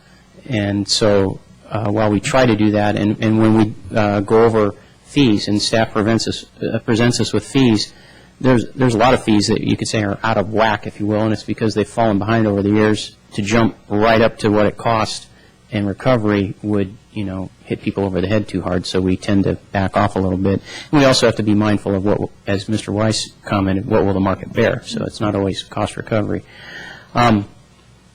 So I've had all my questions answered, and I see that these ideas that were brought up by the tennis club, while they are good ideas, and I think they deserve some further research and looking into, I don't see that being the answer to necessarily keeping the lights on. Same thing with the program Mr. Russell talked about. I've given an idea for maybe continuing that program in the future, but I don't see that happening in the next 6 months. So I'm going to go back to what I suggested before at the when we were looking at the draft. And this is not comfortable to say, but I think we need to cut a position, and that position would save us $200,000. I'm looking in our binder under City Manager Department and the task of that position, and I don't see that cutting that position, while having impact surely on the City Manager's workload and perhaps some other personnel in City Hall, I don't see it impacting our citizens, many of whom are sitting here in the audience tonight saying, why are you turning off the lights for our basketball and tennis? If this position were eliminated, it's simply not going to impact the average taxpayer, the average homeowner, the average business owner. This person deals with the big projects that are listed here: climate protection, Palo Alto Medical Foundation development, which is, we've been through that and it's mostly completed. Athletic fields issue, survey of San Carlos residents, and potential revenue measure. I could see those things being taken up by others in city staff positions. Serves as a city manager in the city manager's absence. That sometimes goes to police chief. It goes to many individuals. It's not always this position. And there's just other things listed here. I'm not going to bother to go through them. You all can go through them, except to say that a lot of the other things are chairing different regional committees, which I've been on some of these committees. If your chair goes away, I've been through situations where you've got a chair to a committee and you go through an election, and the person's gone, and you have to elect a new chair.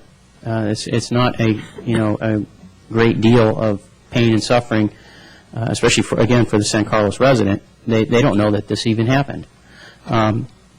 So what I'm telling my council members is I think we need somebody's talked about lean and mean, and we're not lean and mean enough. And I think we need to make that cut. If council is not willing to make that cut or even discuss it further, then I'll just simply vote against the budget, because I think that's the kind of action we need to take. I have been on council for 7 years, and for 7 years we have nickeled and dimed services away by saying, well, we'll close this building from being open 8 hours to 5, and we'll save this much money, and we'll do this over here and save, $1,500, and we'll do this over there and save, $110,000. And to me, that's a little painful when we do those kinds of things. And as someone mentioned from the public, at the same time, we turn around and we give a long-lasting contractor, just before they're about to leave, a raise. Council members, I just don't get it. And so that's what I'm willing to do, is make this cut. I think it's necessary to reinstate some of these programs and give the citizens of San Carlos the services they deserve and they pay taxes for.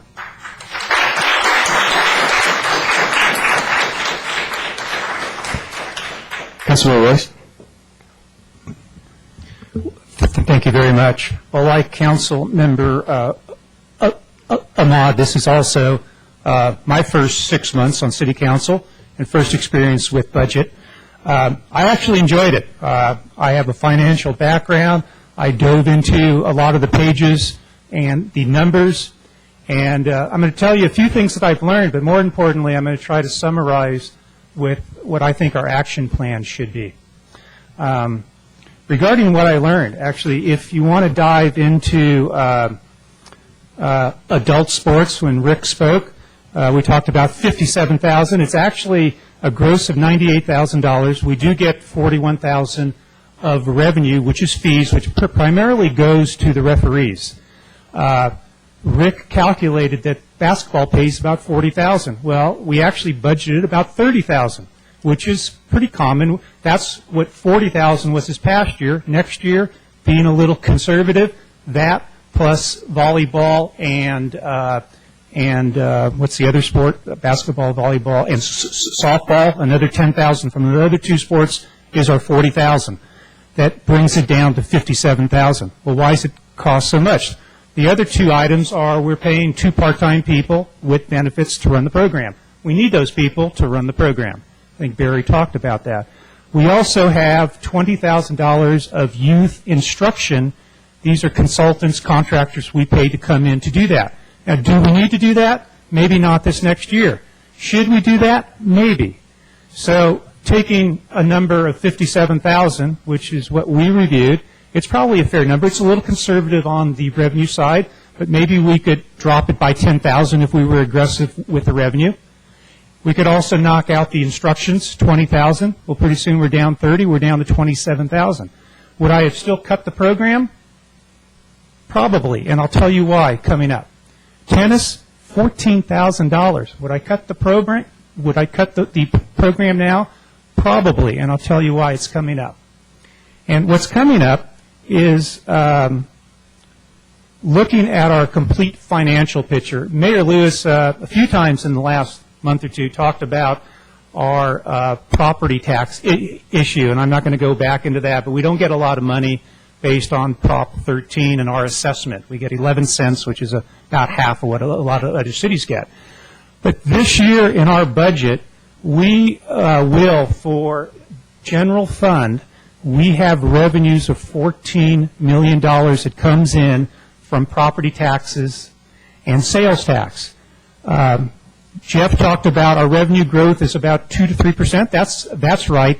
Actually, the property tax and sales tax, dollars for dollar, it actually is fairly flat because this last year there was what's called ERAP. There's some adjustments from the state which gave us some extra money in the base year to go into next year. But regardless, you could say we have $14 million of money. The slide of safety, police and fire, is 54% of our budget. Well, it's $14.4 million.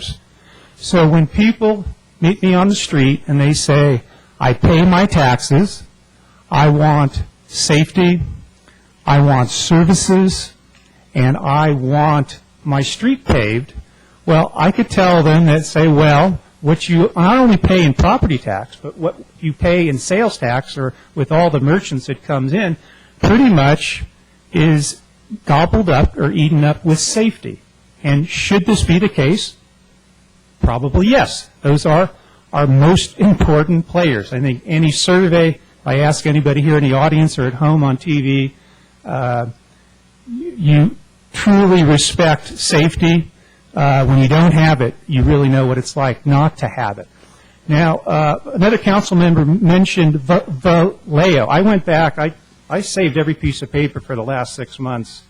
And the Vallejo article in Chronicle on March 10th, 2008, there's a little chart here that talks about basically they have lots of problems that we don't have. But they do have one issue they highlighted was public safety expenses. And from the 8 years, from 2000 to 2008, you'll see that actually the first 6 years, their public safety was 69%. There are a couple of years that were a little higher, but pretty consistently 69%. Ours is 53, 54%. However, when it went into the last 2 years, they paid their fire people and their police people a fair wage. With benefits, we need to do that to compete. They work hard. There's a going wage. We need to do that. What happened, though, is their percentage went to 76% in 07 and 08. Not because of what we paid out, it's because their revenues flattened out. Their revenues over 10 years was $60 million, $70 million, got up to $84 million in 06, $84 million in 07, $83 million in 08. So their revenues slowed down, and that is a concern, along with 10 other problems that they have. So we're not in a dire situation, but it is serious. And right now, it's really interesting to realize property tax and sales tax pays for public safety. Everything else comes from those miscellaneous other dollars we get from fees and other things that come in that pay for our other organizations within the city. And so I do think we need to be very careful to navigate. I'd really welcome community input over the next 6 months before we get to the next budget cycle and talk about services, understand really what the major problem of the city is revenue. Revenue is only growing at 2 to 3%. Expenses are growing about 6 or 7%. In fact, safety's in that 7 to 8% growth with what we're growing at. Expenses are growing twice as much as the revenues. So with the initiation of a utility tax, with economic growth on the east side, with Marketplace, with Palo Alto Medical, we're going to get there. But the next 5 years are going to be pretty tough until we get that steamship going with economic development for our city.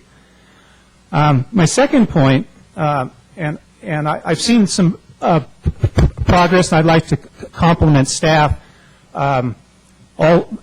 Although I didn't see a financial report until last month as far as actuals. We were given a budget right away when we came on council. We finally saw actuals a month ago. We were thrown into the budget cycle. I would surely like to see more actual reporting, at least twice a year, maybe 4 times a year. I think we've done a good job with FTE. The glossary now defines FTE as full-time equivalency, not full-time employees, although I still think there's some work to be done on how we track our people. People accounts for 80% of our costs. We need to be very careful on how we track our people costs. And so I think there's good progress there, and we'll do a better job. Next part is a story. When I was in finance with HB, this goes back in the early years, 25 years ago, one department put out what was called a trader, which was kind of their local newsprint, buy and sell anything, your car, a boat, you could rent your cabin, and do all that sort of stuff. And it got up to about $60,000 a year for the company to do this. bear with me. I think there's a good lesson with this story. The executives, vice president I met with went through the budget cycle. He said, tell them to do it for $20,000 or don't do it. Guess what happened that next month? The really nice, 40-pound weight paper turned to newsprint. And I thought that actually saved quite a bit of money. So that saved $40,000?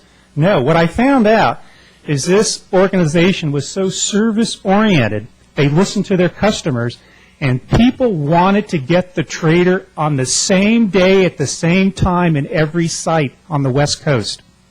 And they were paying couriers to basically, we didn't have FedEx back then, I don't think, but we were basically paying it so that it arrived and it was distributed at noon on Friday every week. And that's where most of the cost was going. They were trying to do such a good job listening to their customers, providing good service, they lost sight on how much it was costing. They did it for $20,000. And guess what happened 5 or 10 years later? Craigslist comes along. They don't have to do it anymore. It's free. So my comment is, and when I got involved in all of these areas, we don't have a lot of people. It's really a tight ship. But I do want, and I saw opportunities, and Mark has been very welcoming. I go in there and I come up and throw 5 ideas with him. He tells me I'm wrong on 3, but he listens to the other 2. And while I'm satisfied with the budget, and I really feel we do need to make some really significant cuts to balance the budget, I don't care as much of the budget. We're going to set it in place. I'm going to manage, and I'm going to work with Mark and with the council and with the staff to manage actuals. We're going to try to make the best business decisions that provide good service within affordability for our city, and that's what we're going to do. I actually almost think that finance is so important. I don't mean to surprise you, Mark, here, but a finance committee is one idea. There is so much time and work, and there's a few of us that are so interested in spending the time in working with your staff, and maybe you would just like to consider that so that we can spend good quality time and make the best decisions for the bottom line for our city. And with that, I just do want to throw out just a couple other thoughts here. Kiwanis Club has provided us a letter here right before the meeting. I did get a chance to talk to Phil, the president, over the weekend. As you know, that's one of the areas to cut. There is a lot of savings by moving people and cutting people to some of our other sites. It's a building that does cost us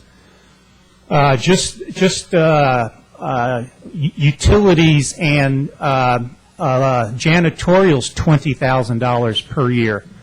I do think, though, what I got from Phil was that as we look at getting a revenue stream or renting that out, that building was built, and if I misstate this, please correct me, for community benefit. And we need to look at the revenue stream, but we surely need to look at community benefit. And whoever goes into that building, maybe there's some community benefit, maybe there's some capital improvements, maybe we spiffy the building up, and 5 years from now we turn it back over and it becomes, the good place for hometown days and all the other functions and classes and everything else that we have in town. So please be patient with us on that.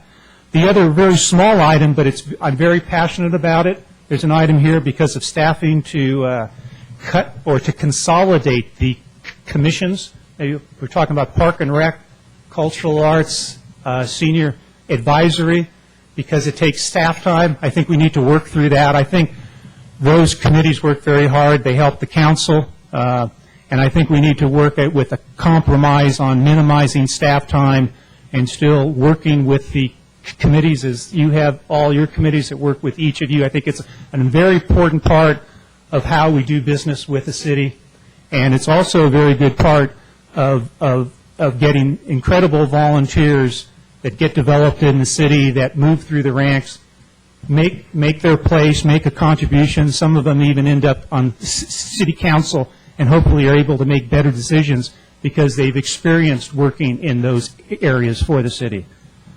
So with that, I think I have said everything. Hang on. Benefits Commission. So my summary is there's some tough decisions that we've made. I will still uphold all the cuts that we made a month ago. I do leave the door open as we re-engineer and go in and looking at what it really costs to run some of these programs and what we could do to run them maybe cheaper or with fewer people or a better way, because the business model maybe is different. I would really welcome working with each of the groups that spoke here tonight to reinstitute those buildings, those activities, those lights for the community of San Carlos. Thank you. Vice Mayor Garcia. Thank you. Thank you, Mr. Mayor. I want to make sure that everybody understands there's 96 separate items that were presented to us by the city manager, either increases or eliminations, reductions this year. And we had to look at the quality of life. We had to look at the dollars. I felt we did a triage, and we selected the ones that we felt were the ones that were the best for the city. Certainly, other people would have other opinions. I'm sure if you brought 5 other people up here, you would get different opinions. I'm not sure you'd get more than a few that we changed, but perhaps you would. So I just want to make sure that everybody understands we didn't just get this and 5 minutes later have to vote on it. We got a lot, and at least I didn't. I realize it's difficult to go through this. Government is not like private industry. It doesn't work the same way. It works at a different pace. You have to get into the program, and it's difficult to do. This is my 3rd one, so I'm a little bit more hopefully advanced on how this works, and it is not an easy process. But I want to make sure that everybody understands that we didn't just do this on a lark, that a lot of time and effort was put in, number 1, to prepare it for us, and number 2, that we looked at it. Relative to the dollars of what something costs, as Barry Weiss, our Park and Rec director, said, the dollars don't always add up. In other words, as he indicated, it's not a matter of just dollars, it's a matter of people. If you don't have a person, it doesn't make any difference how much it costs here. And I think Barry indicated that on a couple of his items. So that's the other difficult part about this budget. It's not just making the numbers come out. I learned that the first year because I had all kinds of great ideas, and they said we don't have the people for it. So I wanted to make sure that was indicated. I mentioned about private industry. I have to disagree with Councilmember Grocott and respectfully disagree. If I felt that cutting one position would solve our problem on this budget, I would do it in a New York minute. But I think it's not going to solve our systemic problem, and that's the problem, or that's the issue that we have in the city. We have $1.5 million in possible cuts that we didn't make. I know Councilmember Ahmad at one point during our budget process wanted to go through and, basically, as he mentioned earlier, cut a lot more than we did. That didn't get the required support from the other folks, but I appreciate and respect that opinion. We've got to figure out a way to identify what our society or what our city wants for our public safety, our public works, our park and rec, and speak to that. It's difficult to do because you've got to identify, again, as I said before, what we feel are the most important things to do. No one wants to cut out adult basketball. Last year, I remember we were able to save it. No one wants to cut out the lights for the tennis courts. A lot of us actually do athletics at different times in our lives, and even today. But we have to, again, as I said, go through triage and identify what items is it a police officer? Is it lights? Is it this position? Is it clothing the youth center? Is it park and rec maintenance worker? What is it? And we, again, went through and made our choices. Not easily, but we did. Government, unlike private industry also, government can't raise prices. If in private industry, it can possibly be done that you can raise your price on something. You might not sell it, but you can certainly try to raise your price. Government can't do that. We have to go back to the city, to the citizens on just about any large increase that we have, excluding some fees that we collect. And I think that's part of the issues that we're facing, and we're not alone in this. Up and down the peninsula, as well as in our state government, we're identifying many items that we have to just figure out which way we're going. I think on all these cuts that we've made, and whether they're in park and rec or in administrative or in community development or wherever they are, I know we're going to have a mid-year review, and I believe that's isn't that in January, Mr. January to February. February? Okay. I mean, obviously, all these things to me are going to everything that it's on here, whether we cut it or whether we didn't, comes back up, in my mind, to see where we are at that point. Some of the revenues we anticipate might be higher, they might be lower. Some of the cuts that we made might seem more draconian now than they will then. So I want to make sure everybody realizes just because it disappears or it goes away today, it doesn't mean it can't come back. And lastly, I want to sort of say, I guess, to everybody, we're a board of directors. We hire the staff. The staff does the work. We are a board of directors. We set policy. We don't, or in my opinion, I shouldn't say we don't, in my opinion, we should not micromanage. If we want to micromanage, then we need to replace staff. And I have no problem with that if we feel staff is doing a good job. But I think we have to make sure that we realize we're a board of directors. If we're presented with 100 things by our staff, we have to decide what we want to do. If we want to dive in and find 100 more, great for us. But that's what we have staff for. So I just want to make sure everybody understands what our role is, in my opinion, what our role is up here sitting on the dais. And at this point, I'm willing to go with the approval of the budget that we had, and yet making sure that we don't lose sight of the things that we've cut, and make sure that we come back and make sure we can see if there's possibilities for changing that in the future. Thank you, Mr. Mayor. Thank you.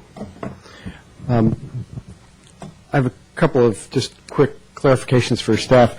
In the policy area of the budget that we're adopting, are we adopting those policies, or those are, one of the council members clarified that to say that these are policy recommendations, not policy adoptions. Is that true? Just because there's one or two things in there that I don't remember as a council we voted on officially to be a policy. Correct. These are new policies that are being recommended to you tonight. And so if you want to tweak the language to some degree within that document, we may do so. It's recommended that part of the budget document have policies such as this within the document. So we've created these policies to comply with the best practices for presentation of a budget to the council. Right. Well, I want to make sure council's aware of that. And if we want to have further discussion on some of these, we may need to do that, just because I'm not sure that we were all aware of that.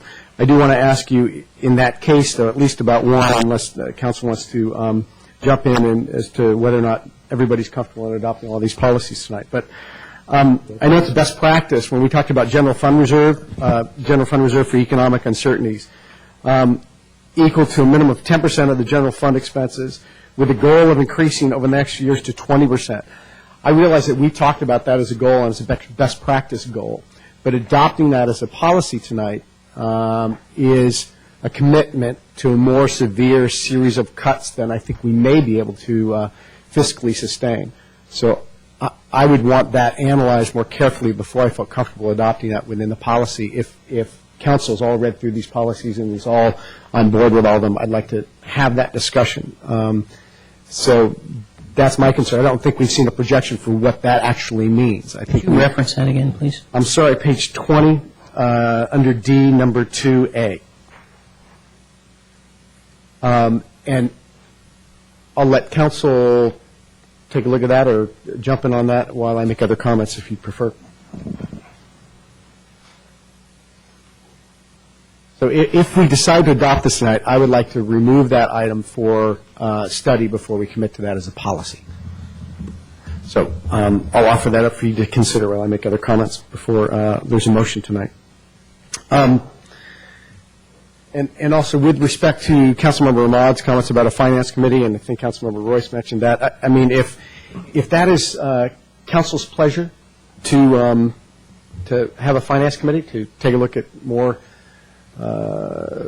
maybe more actualized costs and to sort of come up with new ideas for different revenue generation or how we do this process, I'd certainly support that. I think staff does a great job, and I think it's always good the more heads we put together on these kinds of things, the better results normally, so I'd support that. You know, I don't know that I'm going to say anything dramatically different than other council members have said tonight, and I think several of the council members have been well-spoken in what the situation is, and I think probably in general the public understands where we are. This is all about fiscal responsibility. You know, since December, when I took on mayor, I knew that this was going to be an incredibly difficult year for the city. And it was without some reservation that I knew that the specter of what the sort of the economic situation was for San Carlos and the quality of life that we enjoy and the friends that I've made, both on staff and public and so forth, we're all going to be affected by this. When we look at budget cutbacks and we talk about things like a food program for seniors being cut back, putting basically the VIP program, which is a program for the disabled youth in San Carlos we provide that for the county, and we put that basically on notice as having to be revenue neutral. We talk about cutting back the youth center, public safety, putting limitations on what we think could be more positive public safety measures because we don't have the money. And there's others that other council members have mentioned. If anybody thinks that this board of directors goes into a situation like that lightly, then boy, you'd be sadly mistaken on that front. I think Ms. Burrows said in public comment, boy, how can you do this? And she, I think, mentioned $78,000 worth of cuts. Well, I don't know how we're going to do it. I know we have to do it. The reason everybody's been banging the economic development drum is because people know how dire this can be. And I think the conundrum for everybody on council, everybody in San Carlos, is how do we maintain our quality of life? That was the reason we all feel so passionate about the city and right this kind of economic situation that we have. It's not redundant for everybody to be aware that the surrounding cities get twice the funding from property taxes that San Carlos does for public safety, not to mention general fund. Twice. We get 11 cents on the dollar. Surrounding cities get as much 25, 26 cents for public safety and general fund dollars from property tax. We are severely handicapped in our ability to do what we do.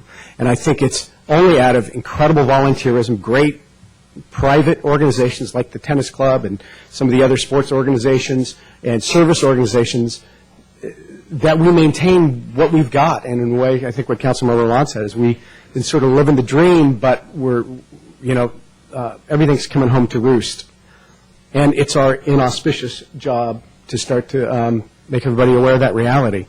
Nobody in politics, if you call this a political body, talks about taxes because you know that, you never get elected if you talk too long and hard about taxes. But it's the reality when you get 11% on the dollar. I mean, I think that has to be part of the discussion, no matter what your philosophical bent is and where you come from. Economic development, nobody talks about the potential big bucks development of a beautiful small town like San Carlos if you're not incredibly economically handicapped, or any of these budget cuts that we're talking about tonight. So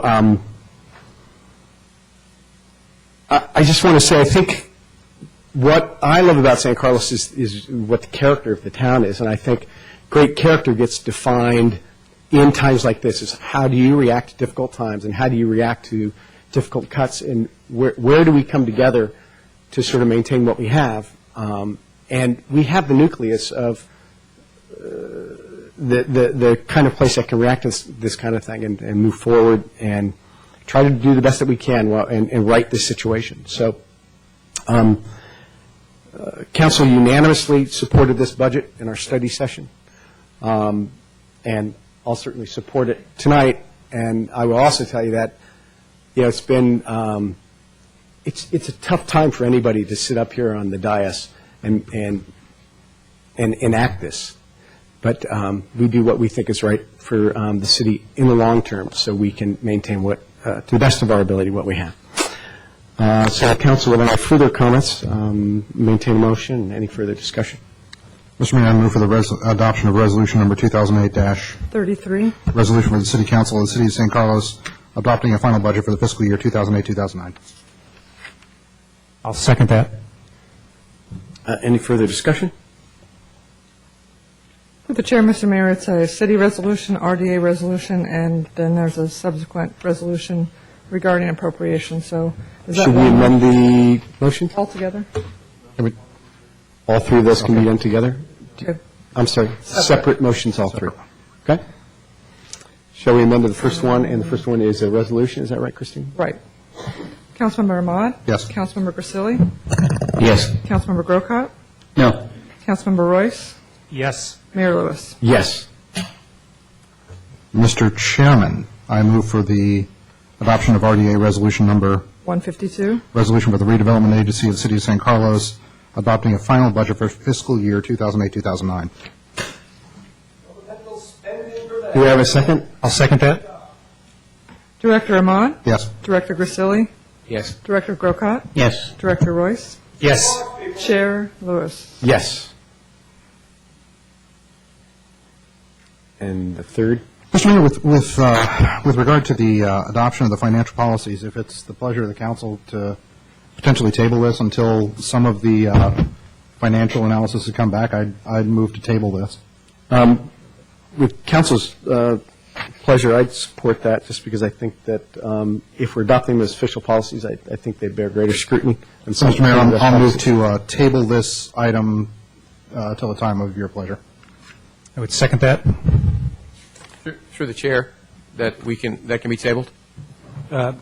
If I may, excuse me, if we table it, we would actually like to bring this back at the next council meeting for further discussion. What I would suggest is that council take a look at this as not as a recommendation for adoption, and to the extent possible, vet questions with staff so that we can move it to the next meeting. If the next meeting won't hamper staff, I think we need to know the full fiscal implication of certain things like this, certainly like the one that I mentioned.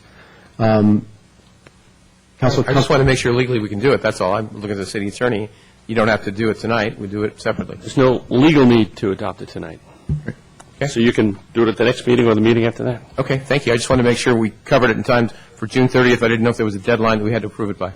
And if council would prefer for us to try to just remove this one item for discussion for the next meeting and adopt everything else, we can do that. I pulled this one out. It depends on what council is comfortable with. I'd like to discuss it, Mr. Mayor, if we can. Okay. Is that by consensus? So no motion forthcoming on the policies then. And we'll Need a motion to table. To bring it to the next meeting? We would like to bring it to the next meeting. If we could get this done before the end of the fiscal year, we would prefer to do that. So we'll bring it back and have a fuller discussion on it at the next meeting. You don't need a motion. Okay, thank you. Very good. And with that, City Clerk, is that all the items of item 8A? Through the chair, Mr. Mayor, there is a resolution on the GAN initiative. Right after that one you were talking about, 8AI. And I believe Mr. Maltby would like that adopted tonight. That's correct. There is a staff report included in your packet discussing the GAN limit. That is a legal requirement that all cities must adopt. There are several different formulas and factors that go into determining the GAN limit, but long story short, the city's well under the GAN limit. If you have any additional questions, I'm happy to answer those. Thank you very much. Any questions? Mr. Mayor, I move for the adoption of resolution number 2008-34. Resolution of the City Council of the City of San Carlos electing the population and inflation adjustment factors and establishing the 2008-2009 appropriation limit of the City of San Carlos pursuant to California Constitution, Article 13B and Section 7900 of the California Government Code. Second. Councilmember Ahmad? Yes. Councilmember Grisilli? Yes. Councilmember Grocott? Yes. Councilmember Royce? Yes. Mayor Lewis? Yes. And with that, we will move on to item number 9, which is new business, and that's consideration of authorizing the contract to them to Neil Martin Associates. Staff, is there a hesitation? Great. Good evening, Deborah Nelson, Planning Manager. The city is currently in the end of the second year of a 3-year contract with Neil Martin and Associates, and each of the first 2 years of the same contract were periods of transition, as will be this next year. The first 2 years transition from contract services covering most of the Community Development Department services of planning and housing functions to city employees with the hiring of the Community Development Director, the Economic Development and Housing Manager, and the Planning Manager. So in the upcoming year, we will implement what your council just authorized, and that's the conversion of journey and entry-level planners from contract service to city employees, and a $65,000 reduction as a business improvement plan that we will implement regarding the way that we process residential design review. As a community development department, we'll also respond to the City Council strategic plan and your economic development plan implementation.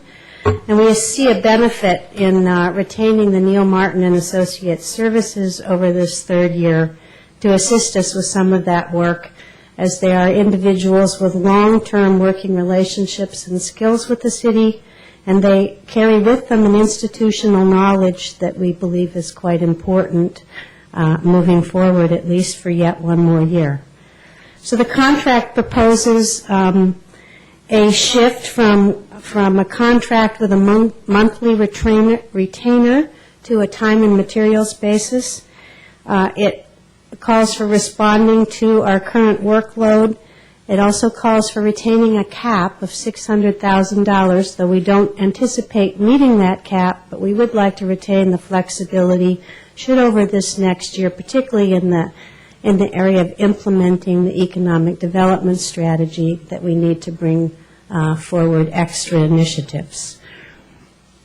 The additional costs that you approved to the redevelopment agency to accommodate a shift of some of the work to help implement the economic development strategy is $76,161, and there's a $65,000 reduction in the general fund expense. And I'm available for questions. Yep, Council, questions? I'm sorry. I had a quick question, Deborah. How much did we spend this year on the contract? About $347,000 in general fund. Okay, thank you. I just wanted some clarification. Is this general fund and RDA, or is it all? Yes, as Jeff Maltby explained earlier, that there are, because we are a small city, some of the RDA expenses that we incur as a city, including those things that are planning, or it's hard to draw the line between, are you doing this residential project in the redevelopment area as a redevelopment project or as a planning application? We do have a percentage of the split of that contract anyway. We are proposing with this amendment to it that we actually assign about 1.3 people. That's administrative. It's a very principal planner level. It's a journey level planner on an as-needed basis to do some of these more complex projects for the economic development plan strategy. Okay. Other questions for staff?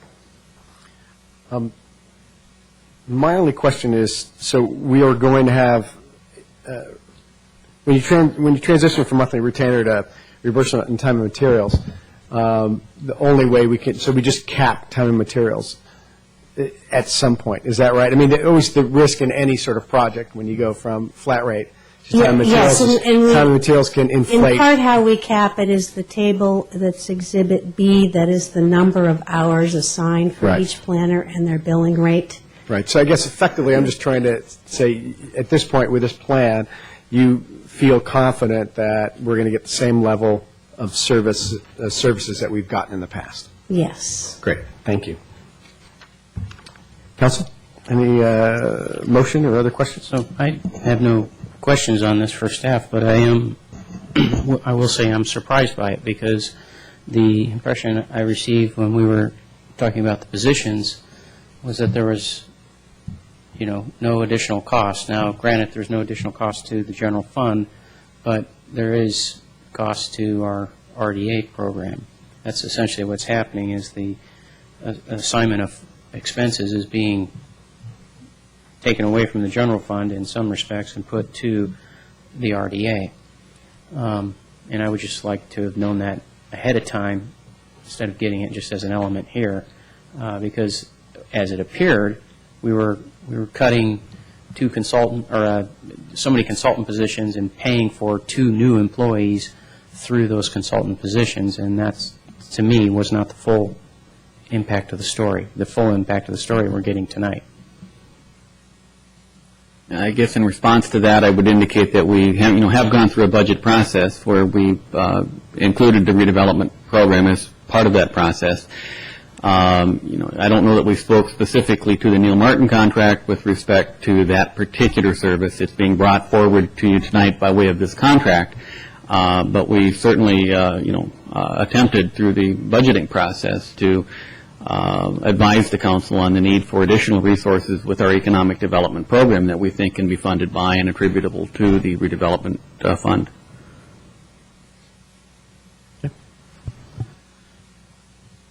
Anything else, Councilman Grocott? Yeah, just one question. I think it was mentioned by Deborah, but we will see ourselves extricating the city from these kind of commitments in about a year? I'm not sure if these kinds of commitments. This particular contract, we're just amending the existing contract with Neil Martin and Associates, which was a 3-year agreement. And so the 3rd year is being amended now to accommodate the transition to full-time employees as well as to... That's what I mean. Yes. And so next year, I can't predict necessarily, but it wouldn't surprise me that the city would still have a need for consulting services to supplement our rather skeletal staff of full-time employees. So you may or may not desire to have supplemental planning services, but what we've committed to is that we would go through a full selection process to determine which firm would provide us services that we determined were necessary. Very well. That's the other thing I'd be looking for is that, at some point we need to extricate ourselves from a contract with, a single provider, and not that we'd not go back to that provider, but at least before going back to that provider, we might look at some other firms that could do the same thing. Very good. I notice I do have one public speaker slip, but I think Anthony Houseel is left, so either no longer wants to speak on this or was the wrong item number. So just want to make that if there's any other public comment we can take on this time on this item. Okay. Thank you. Sorry. Councilmember Royce, did you want to comment? No? Okay. Any other? I'll make a motion, let's see what we need here. To authorize the city manager to execute a contract amendment with Neil Martin and Associates for consulting services with the Community Development Department. Second. Any other discussion? Christine? Councilmember Ahmad? Yes. Councilmember Grisilli? Yes. Councilmember Grocott? Yes. Councilmember Royce? Yes. Mayor Lewis? Yes. And with that, we'll move on to item number 10A as a redevelopment agency item. So you're all now directors. And this is consideration of adopting a resolution approving a 2-year contract for economic development. Good evening, Honorable Chairman and members of the Agency Board. I'm Mark Sawicki, Economic Development and Housing Manager. Staff is recommending your approval of a 2-year contract for economic development and redevelopment consulting services with the firm of Rosenau Spevacek Group, referred to as RSG. Funding for these services have previously been budgeted by the RDA, and there's no impact to the general fund. The city and agency have had a successful relationship with RSG since 2005, receiving valuable assistance and advice on a number of important economic development and redevelopment projects, including completion of the RDA's 5-year implementation plan in 2006 and preparation of the city's economic development plan adopted in 2007. In 2007, staff released an RFP to several qualified firms to provide ongoing services in this area. RSG was chosen based on superior skill, experience, track record, ability to meet deadlines, cost of work output, quality of written and oral presentations, and their enthusiasm for helping San Carlos meet its economic development goals.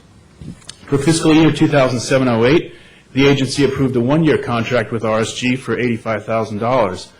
Under that contract, RSG drafted a midterm review of the 5-year implementation plan, prepared a retail analysis of the Transit Village project, analyzed financial feasibility of Wheeler and South Plazas, reviewed and verified city budget projections and methodologies, evaluated lease, sale, and purchase opportunities, evaluated housing developer pro formas, participated in ED and marketing discussions with EDAC and the Economic Development Partnership, among other activities. The current budget with RSG will be exhausted before fiscal year end. We recommend extending our relationship with RSG for a new 2-year contract for time and materials not to exceed $150,000 per year. This will allow us to continue work on the midterm review of the RDA plan, prepare the next 5-year plan, which we will adopt starting with July 2009, update the economic development plan, analyze the feasibility of and facilitate potential redevelopment of the Landmark Hotel site, study the fiscal impacts of the transit village, prepare a marketing strategy, and probably much, much more. After the 2-year term of this contract would end, we'll release an RFP again to all qualified consultants for a contract going forward to provide continued services. I'd be happy to answer any questions you have, and also invite you, if you wish, to direct any questions to Frank Spivacek, who's here with us tonight. Council, questions for staff? I have one. I noticed one of the bullet points on here is review of a third-party fiscal impact study to be prepared for the Samtrans Transit Village project. That will be paid for by our RDA and not by Samtrans, by the developer? Samtrans has hired their own consultant to prepare the fiscal impact analysis. This is looking at it from our side to be sure of the methodologies they're using and whether they've covered everything that we want them to cover. There's no way for them to pay for that as well, third party? I'm sure we can ask that question or look into that. Yeah. Is it necessarily part of this contract, or is this just a scope of work that they may or may not do? The scope of the things that they would do, we can look into seeing. So I think we should press that point with Samtrans. Thank you. Okay. Other council comments or questions? Just one quick question. I noticed that there's a roughly $20,000 line item for Landmark Hotel strategy. I guess I'm curious, what's the deliverable and when do we get it? It's one of the council's strategic objectives, 6-month objectives, for us to come back and provide you with information on the feasibility of a Landmark Hotel development on that site, whether any of the property owners are interested and willing, and what the RDA could potentially do to facilitate that. And RDA would help us looking at the feasibility of a development. So the expectation is that will be final by September? Hope to bring it in August or late July. Okay, but before the next retreat? Yes. Thank you. Any other questions for staff? Is there a motion? Mr. Chairman, I move for the adoption of resolution number... RDA 153. A resolution for the San Carlos Redevelopment Agency approving agreement for services with Rosenow Spivacek? Spivacek. Okay, approved. Is there a second? Second. Councilmember. Discussion? I'm sorry. Thank you, Kristen. Councilmember Ahmad. Director, but yes. I'm sorry, Director Ahmad. Director Grisilli. Yes. Director Grocott. Yes. Director Royce. Yes. Chair Lewis. Yes. With that, any other items to be completed tonight, staff? Okay, with that, we will adjourn tonight's meeting. Thank you, council. Thank you, staff.